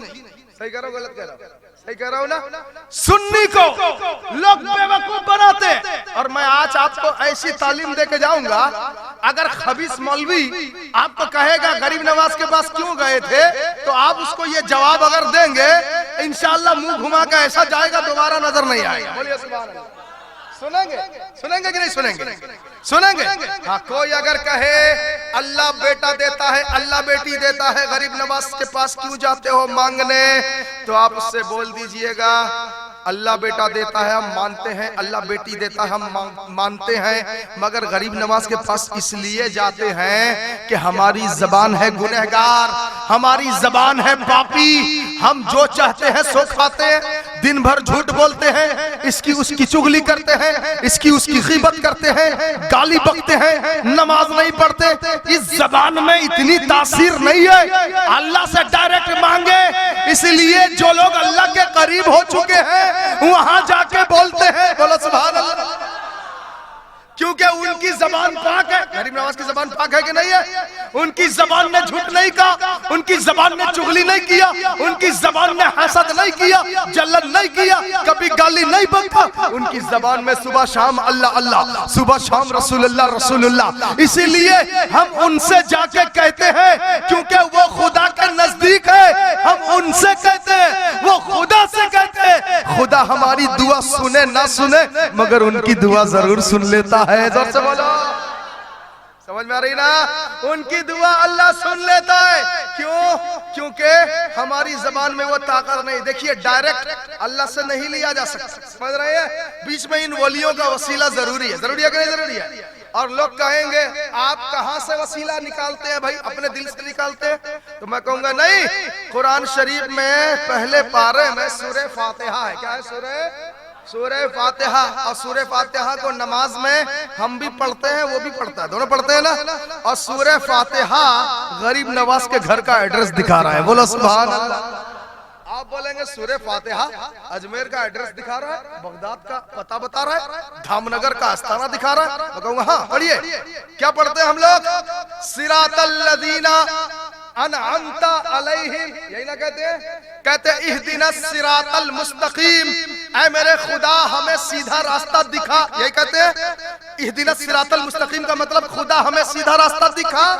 उसके बाद बोलते हैं सिरातल लदीना अनअमता अलैहिम, ऐ खुदा वो रास्ता दिखा जिस रास्ते में तूने इनाम किया है। बोलो सुभान अल्लाह। वो रास्ता दिखा जिस रास्ते में तूने इनाम किया है। अच्छा, उसी कुरान के 5वां पारा खोलो। कुरान के 5वें पारे से पूछो, है 5वां पारा कौन से रास्ते पे अल्लाह ने इनाम किया है? वो कौन सा रास्ता है जिसमें अल्लाह का इनाम है? 5वां पारा कहेगा अनअमल्लाहु अलैहिम मिनन नबिय्यीना वस्सिद्दीकीना वश्शुहदाई वस्सालिहीना। वो रास्ता जिस पर अल्लाह ने इनाम किया है वो नबियों का रास्ता है, वो सिद्दीकों का रास्ता है, वो शहीदों का रास्ता है, वो अल्लाह के वलियों का रास्ता है। 5वें पारे में साफ लिखा है वलियों के रास्ते में अल्लाह का इनाम है। 5वें पारे में वलियों के रास्ते का इनाम बताया गया है और पहले पारे में उसी रास्ते को पकड़ने का ऑर्डर दिया गया है। बोलो सुभान अल्लाह। तो बोलिए मिला के नहीं? गरीब नवाज का एड्रेस मिला के नहीं? कुरान से मिला ना? मिला के नहीं मिला? और याद रखिएगा गरीब नवाज से हम जो लेते हैं ना, ये अपने से कुछ नहीं देते, ये कहीं से ला के देते हैं। कहां से? खुदा के दरबार से। बोलिए सुभान अल्लाह। ये माइक्रोफोन है, पावर कहां से लाता है? माइक से पूछो पावर कहां से लाता है, बिजली कहां से लाता है? माइक कहेगा पावर प्लांट से, बिजली के पावर हाउस से मैं पावर खींचता हूं, उसके बाद तुम्हारे सामने आवाज को फैलाता हूं। तो ये पावर प्लांट से लेता है, हमें फायदा देता है। गरीब नवाज पावर खुदा के प्लांट से लेते हैं, अपने चाहने वालों को फायदा देते रहते हैं। अच्छा, आप लोग के यहाँ कंट्रोल होगा? कंट्रोल से चीनी गेहूं ये सब मिलता है ना? चीनी मिलती है, गेहूं मिलता है, किरोसिन वगैरह मिलता है ना? अच्छा, जरा कंट्रोल वाले से पूछो, कंट्रोल वाला जो चीनी दे रहा है, गेहूं दे रहा है, किरोसिन दे रहा है, कहां से लाके दे रहा है? तेरे घर से लाके दे रहा है? कंट्रोल वाला कहेगा नहीं, घर से नहीं दे रहा हूं, सामान सरकार का है। किसका है? कंट्रोल वाला कहेगा सामान है सरकार का, मिलेगा कंट्रोल से। सामान सरकार का मिलेगा कंट्रोल से। बिल्कुल इसी तरह औलाद है तो खुदा की, मगर मिलेगी गरीब नवाज के कंट्रोल से। बोलो ना सुभान अल्लाह। समझ में आ रही बात? समझ में आ रही ना? बिल्कुल सिंपल करके आपको समझा रहा हूं। और याद रखिएगा गरीब नवाज, देखिए शीशा, सूरज को कोई आदमी डायरेक्ट नहीं देख सकता। देख सकता है? किसी की आंख में इतना पावर है डायरेक्ट सूरज को देख ले? नहीं, आंखें उसकी ब्राइटनेस से बंद हो जाएंगी ना। मगर सूरज को देखने के लिए वसीला पकड़ेंगे तो देख सकते हैं। वसीला क्या? सूरज के सामने का आईना रख दे। क्या रख दे? आईना। अब आईने में सूरज आ जाएगा, आएगा कि नहीं आएगा? अब डायरेक्ट देख नहीं सकते, आईना रख दो, सूरज आईने में आएगा, तुम आईने को देख लो, सूरज नजर आ जाएगा। बिल्कुल अल्लाह के वली खुदा की जात का आईना है, खुदा से डायरेक्ट ले नहीं सकते। वलियों के आस्थाने पे चले जाओ, खुदा का जलवा गरीब नवाज के आस्थाने पे नजर आ जाएगा। बात समझ में आ रही कि नहीं आ रही है? फिर बोलिए सुभान अल्लाह। अल्हम्दुलिल्लाह हम वलियों के चाहने वाले हैं। चाहने वाले कि नहीं चाहने वाले हैं? हाँ, वलियों के चाहने वाले। और याद रख लीजिएगा, औलियाए किराम से जो हम लोग मांगते हैं ना, ये जो औलिया हमें देते हैं खुदा से लेते हैं फिर हमें देते हैं। कोई अगर बदअकीदा सवाल करे उससे बोल दीजिएगा, ये अपने से नहीं देते, खुदा से लेते हैं फिर हमें देते हैं। और हमारे पास इतनी ताकत नहीं कि हम डायरेक्ट अल्लाह से मांगे, इनके जरिया मांगते हैं। अल्लाह इनकी सुनता, इनके सदक़े में हमें अता कर देता है। बोलिए सुभान अल्लाह। कुछ लोग कहते हैं हमें वली से कुछ मिलता नहीं, कहते हैं ना। कुछ लोग कहते हैं धामनगर काहे जाए, कुछ मिलता नहीं। बरेली शरीफ काहे जाए, कुछ मिलता नहीं। अजमेर क्यों जाए, कुछ मिलता नहीं। तो उनको बोल दीजिएगा, फटा हुआ झोला लेके जाओगे का खाक मिलेगा? फटे हुए घड़े में पानी रहता है कि बह जाता है? रहता है, बह जाता है ना। तो फटा हुआ झोला लेके नजदीक जाएगा, कहां से मिलेगा? नहीं मिलेगा। झोला अच्छा लेके जाना चाहिए। और याद रखो, मिलेगा कैसे भाई? देने और लेने के लिए 2 रिक्वायरमेंट चाहिए। कितना? 2 रिक्वायरमेंट चाहिए देने और लेने के लिए। नंबर 1, देने वाला देना जानता हो। नंबर 2, लेने वाला लेना भी जानता हो। समझ रहे हैं? अगर देने वाला देना जानता है, लेने वाला लेना नहीं जानता, फटा हुआ झोला लाया है तो नहीं मिल सकता। अगर देने वाला देना भी जानता है, लेने वाला लेना भी जानता है, अच्छा वाला झोला लेके गया तो मिलेगा। मिलेगा कि नहीं मिलेगा?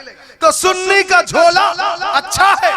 सुन्नी के गौस देना भी जानते हैं, सुन्नी लेना भी जानता है। गौस देते रहते हैं, सुन्नी लेता रहता है। बोलो सुभान अल्लाह। और जिन लोगों को मिला नहीं, उनका झोला फटा है। बोलो सुभान अल्लाह। अरे भाई, मिलेगा कैसे? लेने के लिए लेना भी आना चाहिए। जब लेना ही नहीं आता, मिलेगा कैसे? फॉर एग्जाम्पल, एक एग्जाम्पल मैं आपको देता हूँ। देखिए, सूरज है ना, बोलिए सुभान अल्लाह। चाइना ने बहुत लाइट बनाया, बहुत वैरायटी का लाइट बनाया। बड़ा हेलोजन बनाया, बड़ा पावरफुल लाइट बनाया, हेवी फोकस बनाया। मगर चाइना से पूछो कितना साल गारंटी है? चाइना हो, चाहे जर्मन हो, चाहे जापान हो, चाहे इटली हो, चाहे फ्रांस हो, चाहे यूके हो, चाहे यूएस हो, पूछो कितना दिन गारंटी है तुम्हारे लाइट की? तो वो लोग कहेंगे साल 2 साल, इतना ही। कहो उसके बाद पॉइंट कट जाएगा, फ्यूज हो जाएगा, कुछ भी हो जाएगा। अरे इतना पावरफुल लाइट, बड़ा देश, टेक्नोलॉजी तुम्हारी हाई फाई, मगर तुम्हारी लाइट को क्या हो जाता है? साल 2 साल में कट जाती है। कुर्बान जाओ खुदा की कारीगरी पर। बोलो सुभान अल्लाह। ऐसा सूरज बनाया, ना बैटरी है, ना वायर है, ना कोई कनेक्शन है, ना इन्वर्टर है, ना जनरेटर है। जब से बना कभी फ्यूज नहीं हुआ। बोलो सुभान अल्लाह।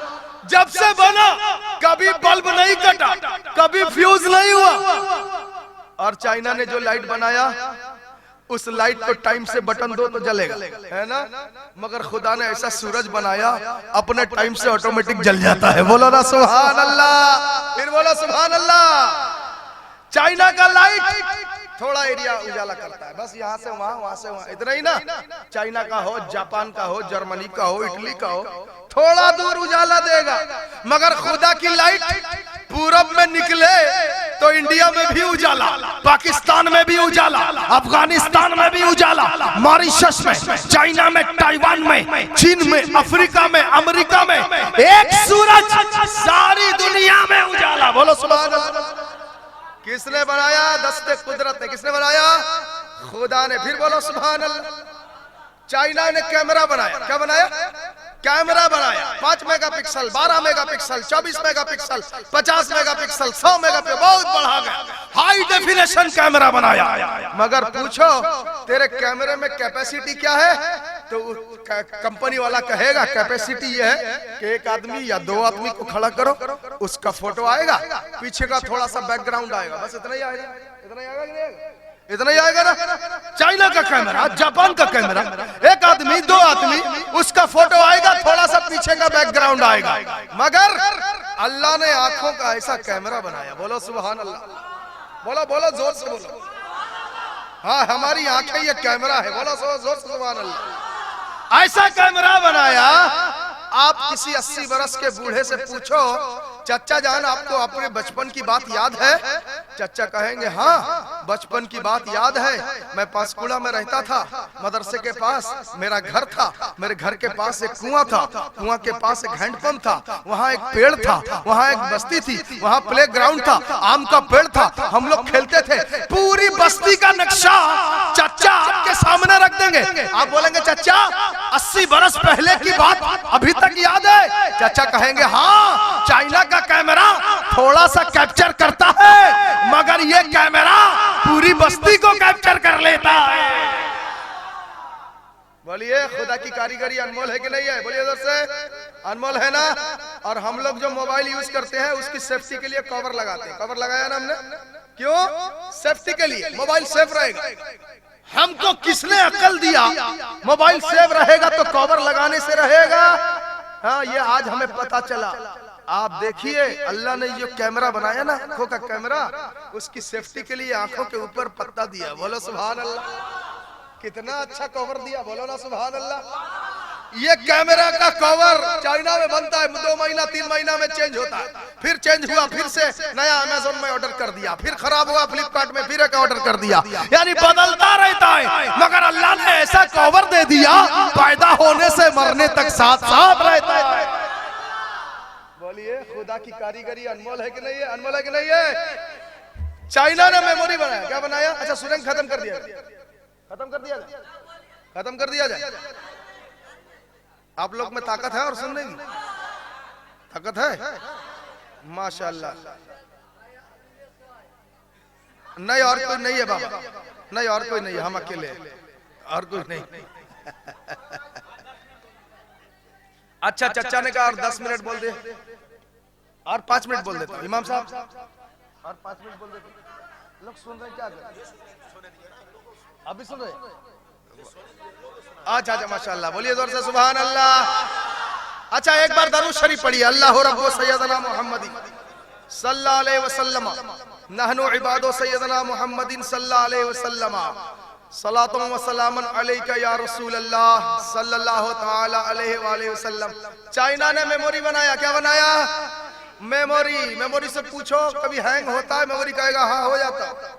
मेमोरी से पूछो करप्ट होता है? कहेगा हाँ करप्ट भी हो जाता। मेमोरी से पूछो कितनी चीजें रख सकता है? मेमोरी कहेगा जितना जीबी होगा उतना रखूंगा, 8 हो 16 हो 32 हो 64 हो 128 हो 256 हो, चाहे जितना मेमोरी बढ़ती जाएगी उतना सामान लोड होता जाएगा। मगर फिर भी पूछो तू 256 है, अगर फुल कर दिया जाए हैंग होगा? मेमोरी कहेगा हाँ होगा। क्यों होगा? चाइना ने बनाया। किसने बनाया? चाइना ने बनाया, हैंग होगा।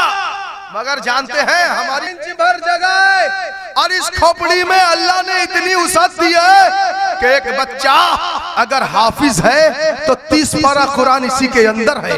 अगर वही बच्चा मौलवी बनता है तो उसी दिमाग के अंदर अरबी, फारसी, फिक़ह, अरबी, तफसीर की किताबें। अगर वही बच्चा आलिम बन गया तो उसी दिमाग के अंदर हदीस की किताबें, तफसीर की किताबें, हिकमत की किताबें, फिक़ह की किताबें। अगर वही बच्चा आगे बढ़ के फलसफर बन गया, लेक्चरर बन गया, प्रोफेसर बन गया, डॉक्टर बन गया, जो भी बन गया, पूरी दुनिया में जितनी किताबें हैं हर किताब को अगर याद करा दिया जाए इंसान के दिमाग में सब बैठ जाएगा, मगर दिमाग कभी हैंग नहीं होगा। बोलो सुभान अल्लाह। कैसे हैंग होगा? इसे खुदा ने बनाया। किसने बनाया? खुदा ने बनाया। खुदा की कारीगरी अनमोल होती है। फिर बोलो सुभान अल्लाह।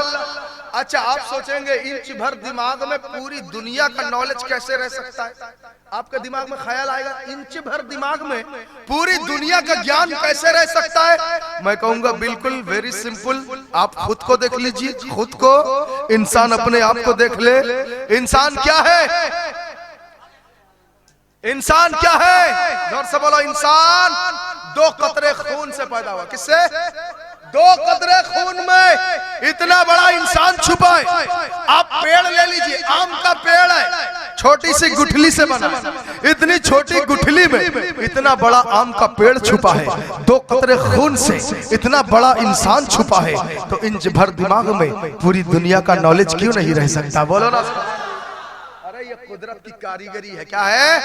कुदरत की कारीगरी है। अल्लाह पाक जानते हो, मेडिकल साइंस कहता है अगर इंसान के बदन में जो नस है ना, नस वेंस जो रग है, इंसान के बदन की नसों को निकाल कर, जितनी नसें हैं उनको निकाल कर गांठ मार मार के अगर फैला दिया जाए तो मेडिकल साइंस कहता है 300 किलोमीटर का रास्ता तैयार हो जाएगा। कितना? 300 किलोमीटर का रास्ता तैयार हो जाएगा।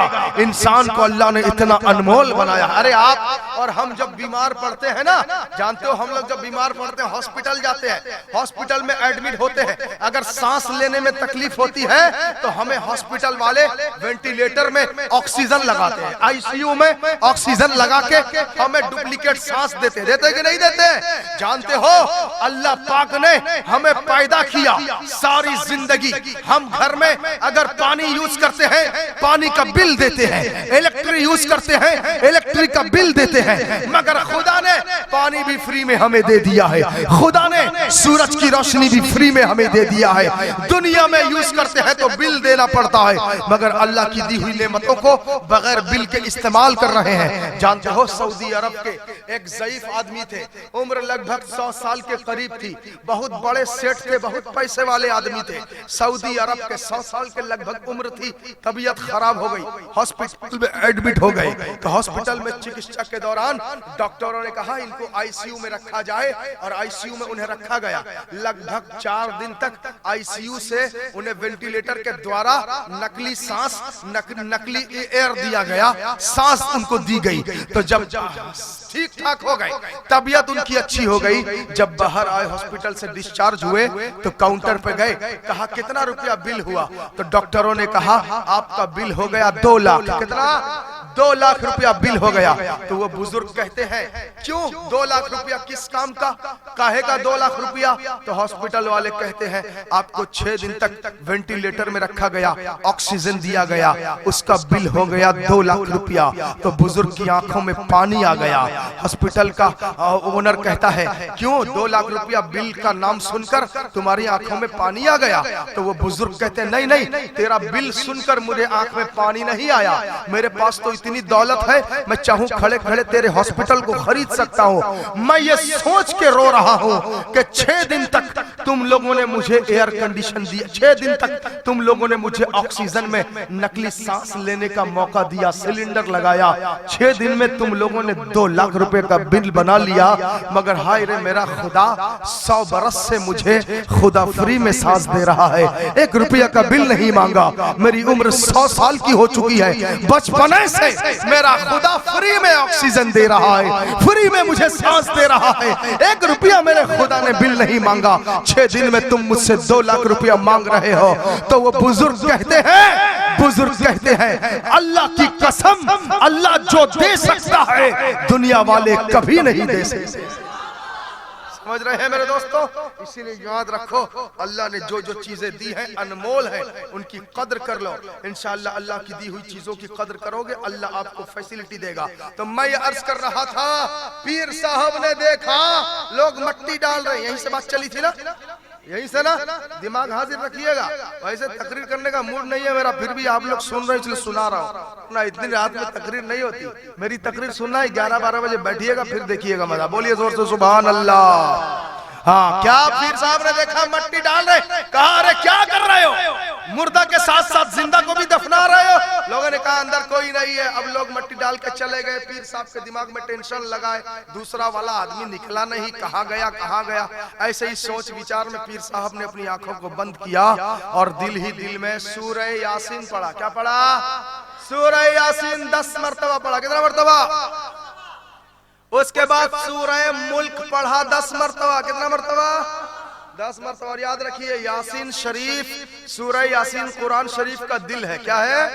कुरान का दिल है। प्यारे नबी फरमाते हैं जब परेशानी हो, मुसीबत हो, आफत हो, घर में कोई बीमार हो या किसी का इंतकाल हो जाए, उसके सामने बैठ के सूरह यासीन पढ़ना, उसको बहुत सुकून मिलेगा। बोलो ना सुभान अल्लाह। और सूरह मुल्क 29वें पारे में, कितने पारे में? 29वें पारे में। और सूरह मुल्क जो रोजाना तिलावत करेगा इंशाअल्लाह मरने के बाद उसकी कब्र में उजाला ही उजाला रहेगा। जोर से बोला सुभान अल्लाह। सूरह मुल्क पढ़ के मरहूमीन को इसाले सवाब करने से अल्लाह उनकी कब्र से अजाब उठा लेता है। बोलिए सुभान अल्लाह। हाँ, कुरान में बहुत से सूरह हैं, आप लोग कुरान पढ़ते नहीं ना, इसीलिए प्रॉब्लम में फंसते हैं। इतना अच्छा एंटीबायोटिक अल्लाह ने दिया कुरान की शक्ल में। हाँ, आप लोग अगर डॉक्टर के पास जाते हो, कहते तबीयत खराब है, डॉक्टर प्रिस्क्रिप्शन लिखता है कि नहीं लिखता है? प्रिस्क्रिप्शन में दवाई का सब नाम लिखा रहता है। अगर उस प्रिस्क्रिप्शन को ला के कोई खाली सुबह से शाम तक पढ़ता रहे, क्या उसकी बीमारी ठीक होगी? ठीक होगी? नहीं नहीं, उसमें जो दवाई लिखी है बाजार से खरीद के लाके खाएगा तब ठीक होगा, है ना? तो बिल्कुल कुरान पाक खुदा का प्रिस्क्रिप्शन है, इसको खाली पढ़ लेने से ठीक नहीं होगे, उसमें जो ट्रीटमेंट लिखा है उससे करोगे ठीक होगे। बोलो सुभान अल्लाह। कुरान पाक में हर मुसीबत का हल है। और जानते हो, जब प्यारे नबी तबलीग इस्लाम नबी ने शुरू किया था तो मक्का के लोग बड़ा घबराते थे कि मोहम्मद का जादू चल जाएगा। मोहम्मद जब कुरान सुनाते हैं, सख्त से सख्त पत्थर दिल भी मुसलमान बन जाता है। बोलो आला हजरत फरमाते, मैं निसार तेरे कलाम पर मिली हूं तो किसको ज़बान नहीं, वो सुखन है जिसमें सुखन न हो, वो बयां है जिसका बयां नहीं, वो कमाल हुस्न हुजूर है कि गुमान नक्स जहां नहीं, यही फूल खार से दूर है, यही शम्मा है कि धुआं नहीं। एक अरब का बहुत बड़ा शायर था, बहुत बड़ा पढ़ा लिखा, चांद को देखे शायरी लिख दे, सूरज को देखे शायरी लिख दे, पेड़ पौधे समंदर को देखे धड़ से शायरी लिख दे। उसके घर वालों ने कहा बहुत बड़ा शायर बनता है, खबरदार मोहम्मद की गली की तरफ मत जाना। मोहम्मद की जबान से कुरान अगर निकला, तेरे कान में पड़ गया, शायरी भूल जाएगा, मुसलमान बन जाएगा। बोलो सुभान अल्लाह। तो वो कहता है घमंड के मारे, तकब्बुर के मारे, कहता क्या मैं इतना बड़ा शायर, इतना पढ़ा लिखा, चांद सूरज पेड़ पौधे जमीन बाग दरख्त हरियाली जानवर इंसान को लपेट के शायरी बना देता हूँ। मैं मोहम्मद के कलाम से डरूंगा, उनका कलाम मुझ पे चलेगा? कोई मैं डरने वरने वाला नहीं, माना नहीं घर वालों की बात, चला गया हुजूर की गली की तरफ। बोलो सुभान अल्लाह। ठीक हुजूर के दरवाजे पे पहुंचा, बिल्कुल उसी टाइम हुजूर एक इंसान को कुरान के दूसरे पारी की आयत सुना रहे थे। क्या? वलकुम फिल क़िसास हयात। बोलो सुभान अल्लाह। वलकुम फिल क़िसास हयात, तुम्हारे लिए क़िसास में जिंदगी है। क़िसास किसको कहते हैं जानते हो? क़िसास कहते हैं जान के बदले जान, यानी आपने अगर किसी का मर्डर किया तो हुकूमत की तरफ से आपको फांसी दे दी जाएगी, ठीक है? इसको कहते हैं क़िसास, यानी तुम अगर किसी को मारोगे तुम्हें मरना पड़ेगा, इसके बगैर छुटकारा नहीं है। तो कुरान के दूसरे पारा में लिखा है वलकुम फिल क़िसास हयात, तुम्हारे लिए क़िसास में जिंदगी है। तो वो शायर दरवाजे पे जैसे ही पहुंचा, ये आयत उसके कान में टकरा गई, तुम्हारे लिए क़िसास में जिंदगी है। अब वो सोचने लगा, छोटी सी आयत, इसके अंदर इतना माना छुपा हुआ है, तुम्हारे लिए क़िसास में जिंदगी है। अच्छा बताइए, क़िसास में जिंदगी है क्या मतलब? अरे जान मारोगे किसी की, तुमको मरना पड़ेगा, तो ये मौत तो हुई ना, मौत हुई नहीं, मौत है ना? तो कुरान में लिखा है क़िसास में जिंदगी है, मगर जबकि जिंदगी नहीं, किसी को मारोगे तुम्हें मरना पड़ेगा, यानी मौत ही मौत है। तो उस आदमी ने पूछा हुजूर से, या रसूल अल्लाह, कुरान में लिखा क़िसास में तुम्हारे लिए जिंदगी है, जबकि यहाँ तो मौत नजर आ रही है। तो नबी फरमाते हैं, सुनो, क़िसास में तुम्हारे लिए जिंदगी है का क्या मतलब? इसका मतलब तुम्हें पता चल जाए फला शख्स को अगर मारूंगा तो मुझे भी मरना पड़ेगा, अपनी मौत के डर से उसके कत्ल का इरादा छोड़ दोगे, इसी में तो जिंदगी है। बोलो ना सुभान अल्लाह। बड़ा शायर बनता था, जैसे ही दरवाजे पे आया यही वाली आयत कान में टकरा गई, अंदर आ गया। कहा मैं बहुत अपने आप पे तकब्बुर करता था, घमंड करता था, मैं समझता था मेरे से ज्यादा अच्छा कलाम किसी के पास नहीं है, मगर आपने तो छोटी सी आयत सुना के मेरा दिल बदल दिया है। जल्दी से कलमा पढ़ाइए, मैं मुसलमान बनना चाहता हूं। देखते हैं कुरान में क्या नहीं है। कुछ औरतें शिकायत करती हैं औलाद नहीं, करती है ना? आज एक ऐसा नुस्खा बता के जाऊंगा, जिनके पास औलाद नहीं है, अल्लाह के फजल से अगर अमल करेंगी तो बेटा चाहेंगी बेटा भी होगा, बेटी चाहेंगी बेटी भी होगी। बोलो जोर से।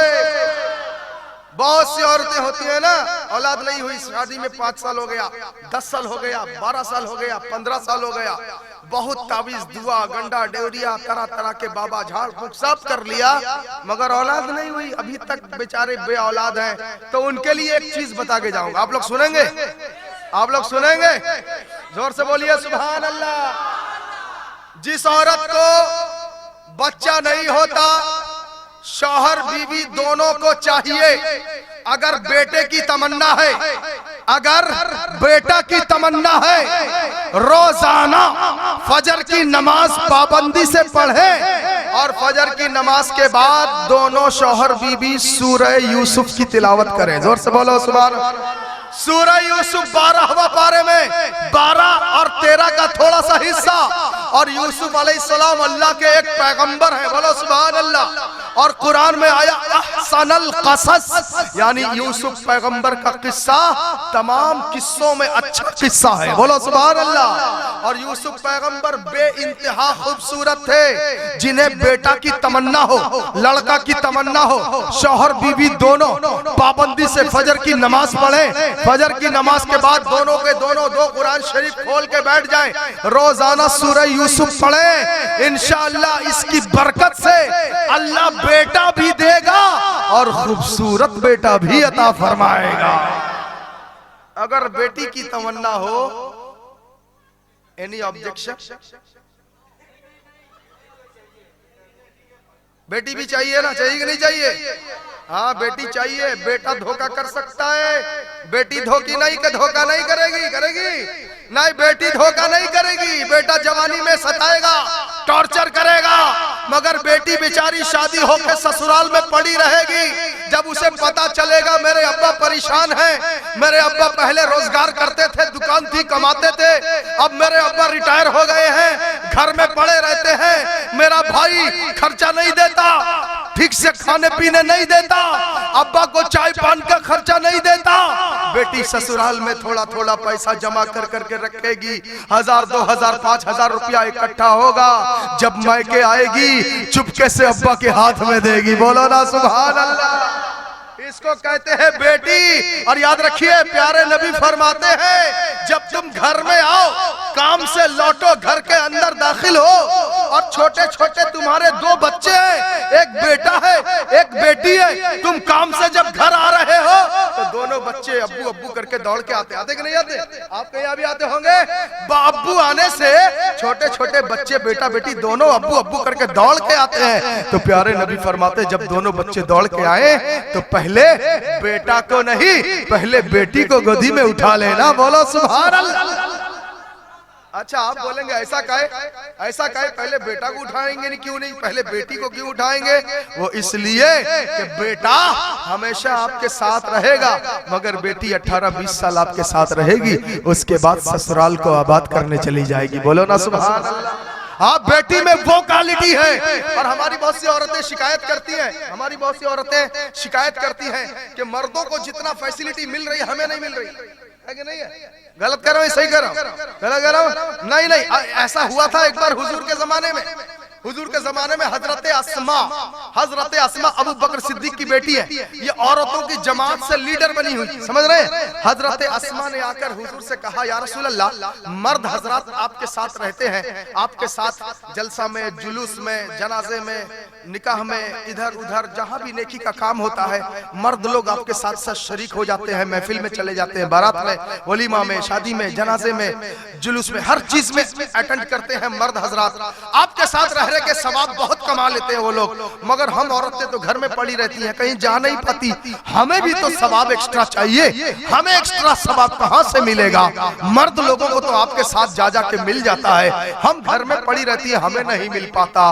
तो नबी ने फरमाया था, ऐ अस्मा, तू औरतों की जमात की तरफ से लीडर बन के आई है ना, जाके औरतों की जमात से कह देना कि मर्द हजरात जो सवाब बाहर में कमाते हैं, औरत घर में अपने बाल बच्चों की परवरिश करके, घर में झाड़ू लगा के, घर का बर्तन साफ करके, घर में जाला मार के, घर में पोछा लगा के, शौहर की खिदमत करके जो सवाब मर्द बाहर कमाता है, औरत घर का काम करके वो सवाब घर में कमा सकती है। समझ रहे हैं? अल्लाह के नबी ने किसी को खाली नहीं छोड़ा, सबका इंतजाम फरमाया। फिर बोलिए सुभान अल्लाह। बेटा चाहिए तो सूरह यूसुफ पढ़ेंगे, अब बेटी चाहिए तो क्या पढ़ेंगे? बेटी चाहिए तो सूरह मरियम पढ़ेंगे। क्या पढ़ेंगे? जोर से बोलिए, सूरह मरियम। शौहर बीवी दोनों बिला नागा दिल में इरादा बनाना है, हमें बेटी चाहिए। फजर की नमाज के बाद दोनों कुरान खोलें, सूरह मरियम पढ़ना शुरू कर दें। और कुरान शरीफ के सूरह मरियम में अल्लाह फरमाता है, वज़कुर फिल किताबी मरियम, ऐ बंदो किताब में मरियम को याद करो। बोलो सुभान अल्लाह। ऐ बंदो मरियम को याद करो, वो कुंवारी पाक मरियम। वनफ़ख़्तु फ़ीही कादम, है अजब निशान आज़म, मगर आमिना का जाया वही सबसे अफजल आया, तुझे हम्द है खुदाया। सुभान अल्लाह। तो पीर साहब ने 10 मरतबा सूरह यासीन पढ़ा, 10 मरतबा सूरह मुल्क पढ़ा। क्या पढ़ा? सूरह मुल्क पढ़ा। अब अल्लाह से दुआ करते हैं, परवरदिगार ये राज क्या है खोल दे। मौला कब्र में जो दूसरा वाला आदमी कब्र से नहीं निकला, मौला वो कहाँ गया, ये राज खोल दे। मौला वो कौन था? पीर साहब दिल ही दिल में इतना दुआ कर रहे हैं, अचानक क्या देखते हैं? कब्र फटने लगी। क्या हुआ? कब्र फटने लगी। ऊपर से एक आदमी धड़ से बाहर निकला, निकल के जाने लगा। ये मैं सुन्नियों की शान बता रहा हूँ। क्या बता रहा हूँ? सुन्नियों की शान। नाज करो किस्मत पे कि आशिक़े रसूल बने हो। बोलो सुभान अल्लाह। कब्र फटने लगी, वो आदमी निकलने लगा। पीर साहब ने देखा निकल के भाग रहा है, दौड़े गए, हाथ पकड़ लिया, रुक जा, रुक जा, जल्दी बता तू कौन है। क्या कहा? जल्दी बता तू कौन है, इस कब्र के अंदर क्या कर रहा था? लोगों को धोखा दे सकता है, मुझे धोखा नहीं दे सकता। बोलो सुभान अल्लाह। क्यों? क्योंकि अल्लाह के वली को कोई धोखा नहीं दे सकता। दे सकता है? गौस पाक को धोखा देने के लिए चोर आया था, क्या हुआ उसका अंजाम? क्या हुआ? वली बन गया। बोलो ना सुभान अल्लाह। वलियों को कोई धोखा नहीं दे सकता। मुजाहिदे मिल्लत को जेल में रख के जेलर सोचता था कामयाब हो गया, मगर मुजाहिदे मिल्लत ने जेल में जब रोजा रखा, जेलर फेल हो गया। मुजाहिदे मिल्लत का मिशन सक्सेसफुल हो गया। बोलो सुभान अल्लाह। वली को धोखा नहीं दे सकते भाई। हाथ पकड़ लिया, कहा बता तू कौन है, क्या कर रहा था कब्र के अंदर? मैंने 10 मरतबा सूरह यासीन पढ़ा है, 10 मरतबा सूरह मुल्क की तिलावत की है, अल्लाह से दुआ मांगा है, तब जाके तू कब्र से बाहर निकला है। मैं ऐसे नहीं छोड़ने वाला, जल्दी बता तू कौन है।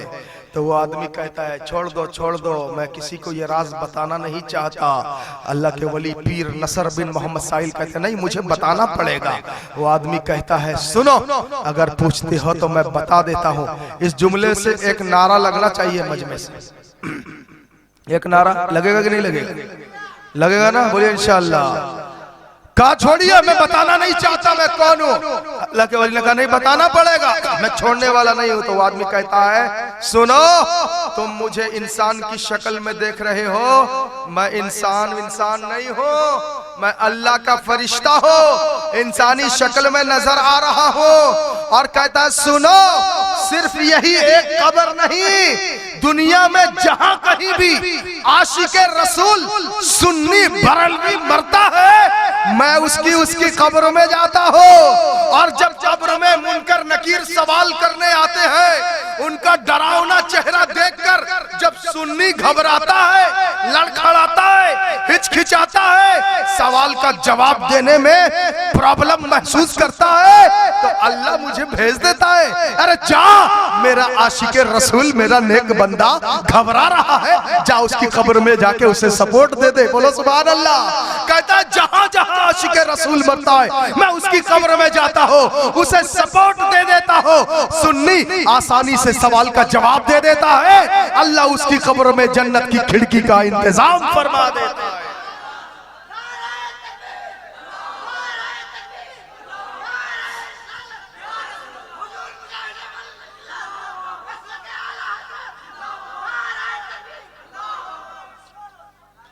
आला हजरत फरमाते हैं, बेअज़ाबो इताबो हिसाबो किताब ता अबद अहले सुन्नत पे लाखों सलाम। जरा से बोलो, ता अबद अहले सुन्नत पे लाखों सलाम। रसूल की मोहब्बत इंपॉर्टेंट है कि नहीं है? रसूल की मोहब्बत बोलिए इंपॉर्टेंट है कि नहीं है? किसकी मोहब्बत? नेता की मोहब्बत जरूरी है? MP, MLA, CM, corporator, DCP ACP नहीं, प्यारे नबी की मोहम्मद, प्यारे नबी की मोहब्बत इम्पोर्टेंट, जरूरी है। इसके बगैर कोई चारा ही नहीं। कोई चारा है? कोई चारा नहीं है। अगर नबी की मोहब्बत नहीं है, नमाज अटक के रह गई, रोजा अटक के रह गया, सदका खैरात, हज भी करके आ गया, 5 हज कर लिया, 10 हज कर लिया, 15 हज कर लिया, नबी की मोहब्बत नहीं है तो हज अटक के रह गया, कबूल नहीं हुआ। बोलो सुभान अल्लाह। क्यों? क्योंकि मोहब्बत रसूल इज द इम्पोर्टेंट। बोलो सुभान अल्लाह। बगैर मोहब्बत रसूल के कुछ पार नहीं हो सकता। हो सकता है? आखिरी बात बोल के तकरीर खत्म करूंगा। फॉर एग्जाम्पल, आपके पास कपड़ा है, कपड़ा साफ करना है, ठीक है? मिसाल के तौर पर आपको पंजाबी कुर्ता धोना है, तो कुर्ता है आपके पास, साबुन भी है, सर्फ भी है, बाल्टी भी है, मग भी है, पानी भी है, कपड़ा भी है, सारा सामान रेडी है। अब कपड़ा साफ होना चाहिए। होना चाहिए कि नहीं होना चाहिए? होना चाहिए ना? बोलिए आप लोग, होना चाहिए ना? बाल्टी भी है, मग भी है, सर्फ भी है, साबुन भी है, कपड़ा भी है, पानी भी है, साफ होना चाहिए ना? होना चाहिए ना? नहीं, नहीं होगा। नहीं, हाथ चाहिए। बगैर हाथ के धोएगा कौन भाई? अपने से धोएगा क्या? अपने से कपड़ा साफ होगा? कपड़ा धोने का हर सामान मौजूद है, मगर हाथ ना हो तो कपड़ा साफ नहीं होगा। बिल्कुल उसी तरह नमाज भी है, रोजा भी है, ज़कात भी है, हज भी है, खैरात भी है, सब है। मोहब्बत रसूल नहीं है। बोलो पार होगा? होगा। बगैर हाथ के कपड़ा साफ नहीं हो सकता, बगैर इश्क रसूल के कोई अमल कबूल नहीं हो सकता। समझ रहे हो? इश्क रसूल इज द इम्पोर्टेंट, है कि नहीं है? इश्क रसूल जरूरी है, इसके बगैर कोई चारा नहीं है। दुनिया में आए हो, कुछ करके जाओ, कुछ लेके जाओ। समझ रहे हो? कुएं में कीचड़ भी है, पानी भी है, बाल्टी डाले हो तो पानी निकालो, कीचड़ मत निकालो।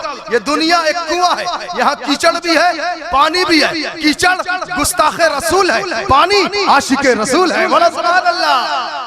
तो बोलो, कीचड़ बन के रहना कि पानी बन के रहना? क्या बन के रहना? पानी बन के रहना है, आशिक रसूल बन के जीना है। अस्सलामु अलैकुम। खड़े हो जाए, सलाम।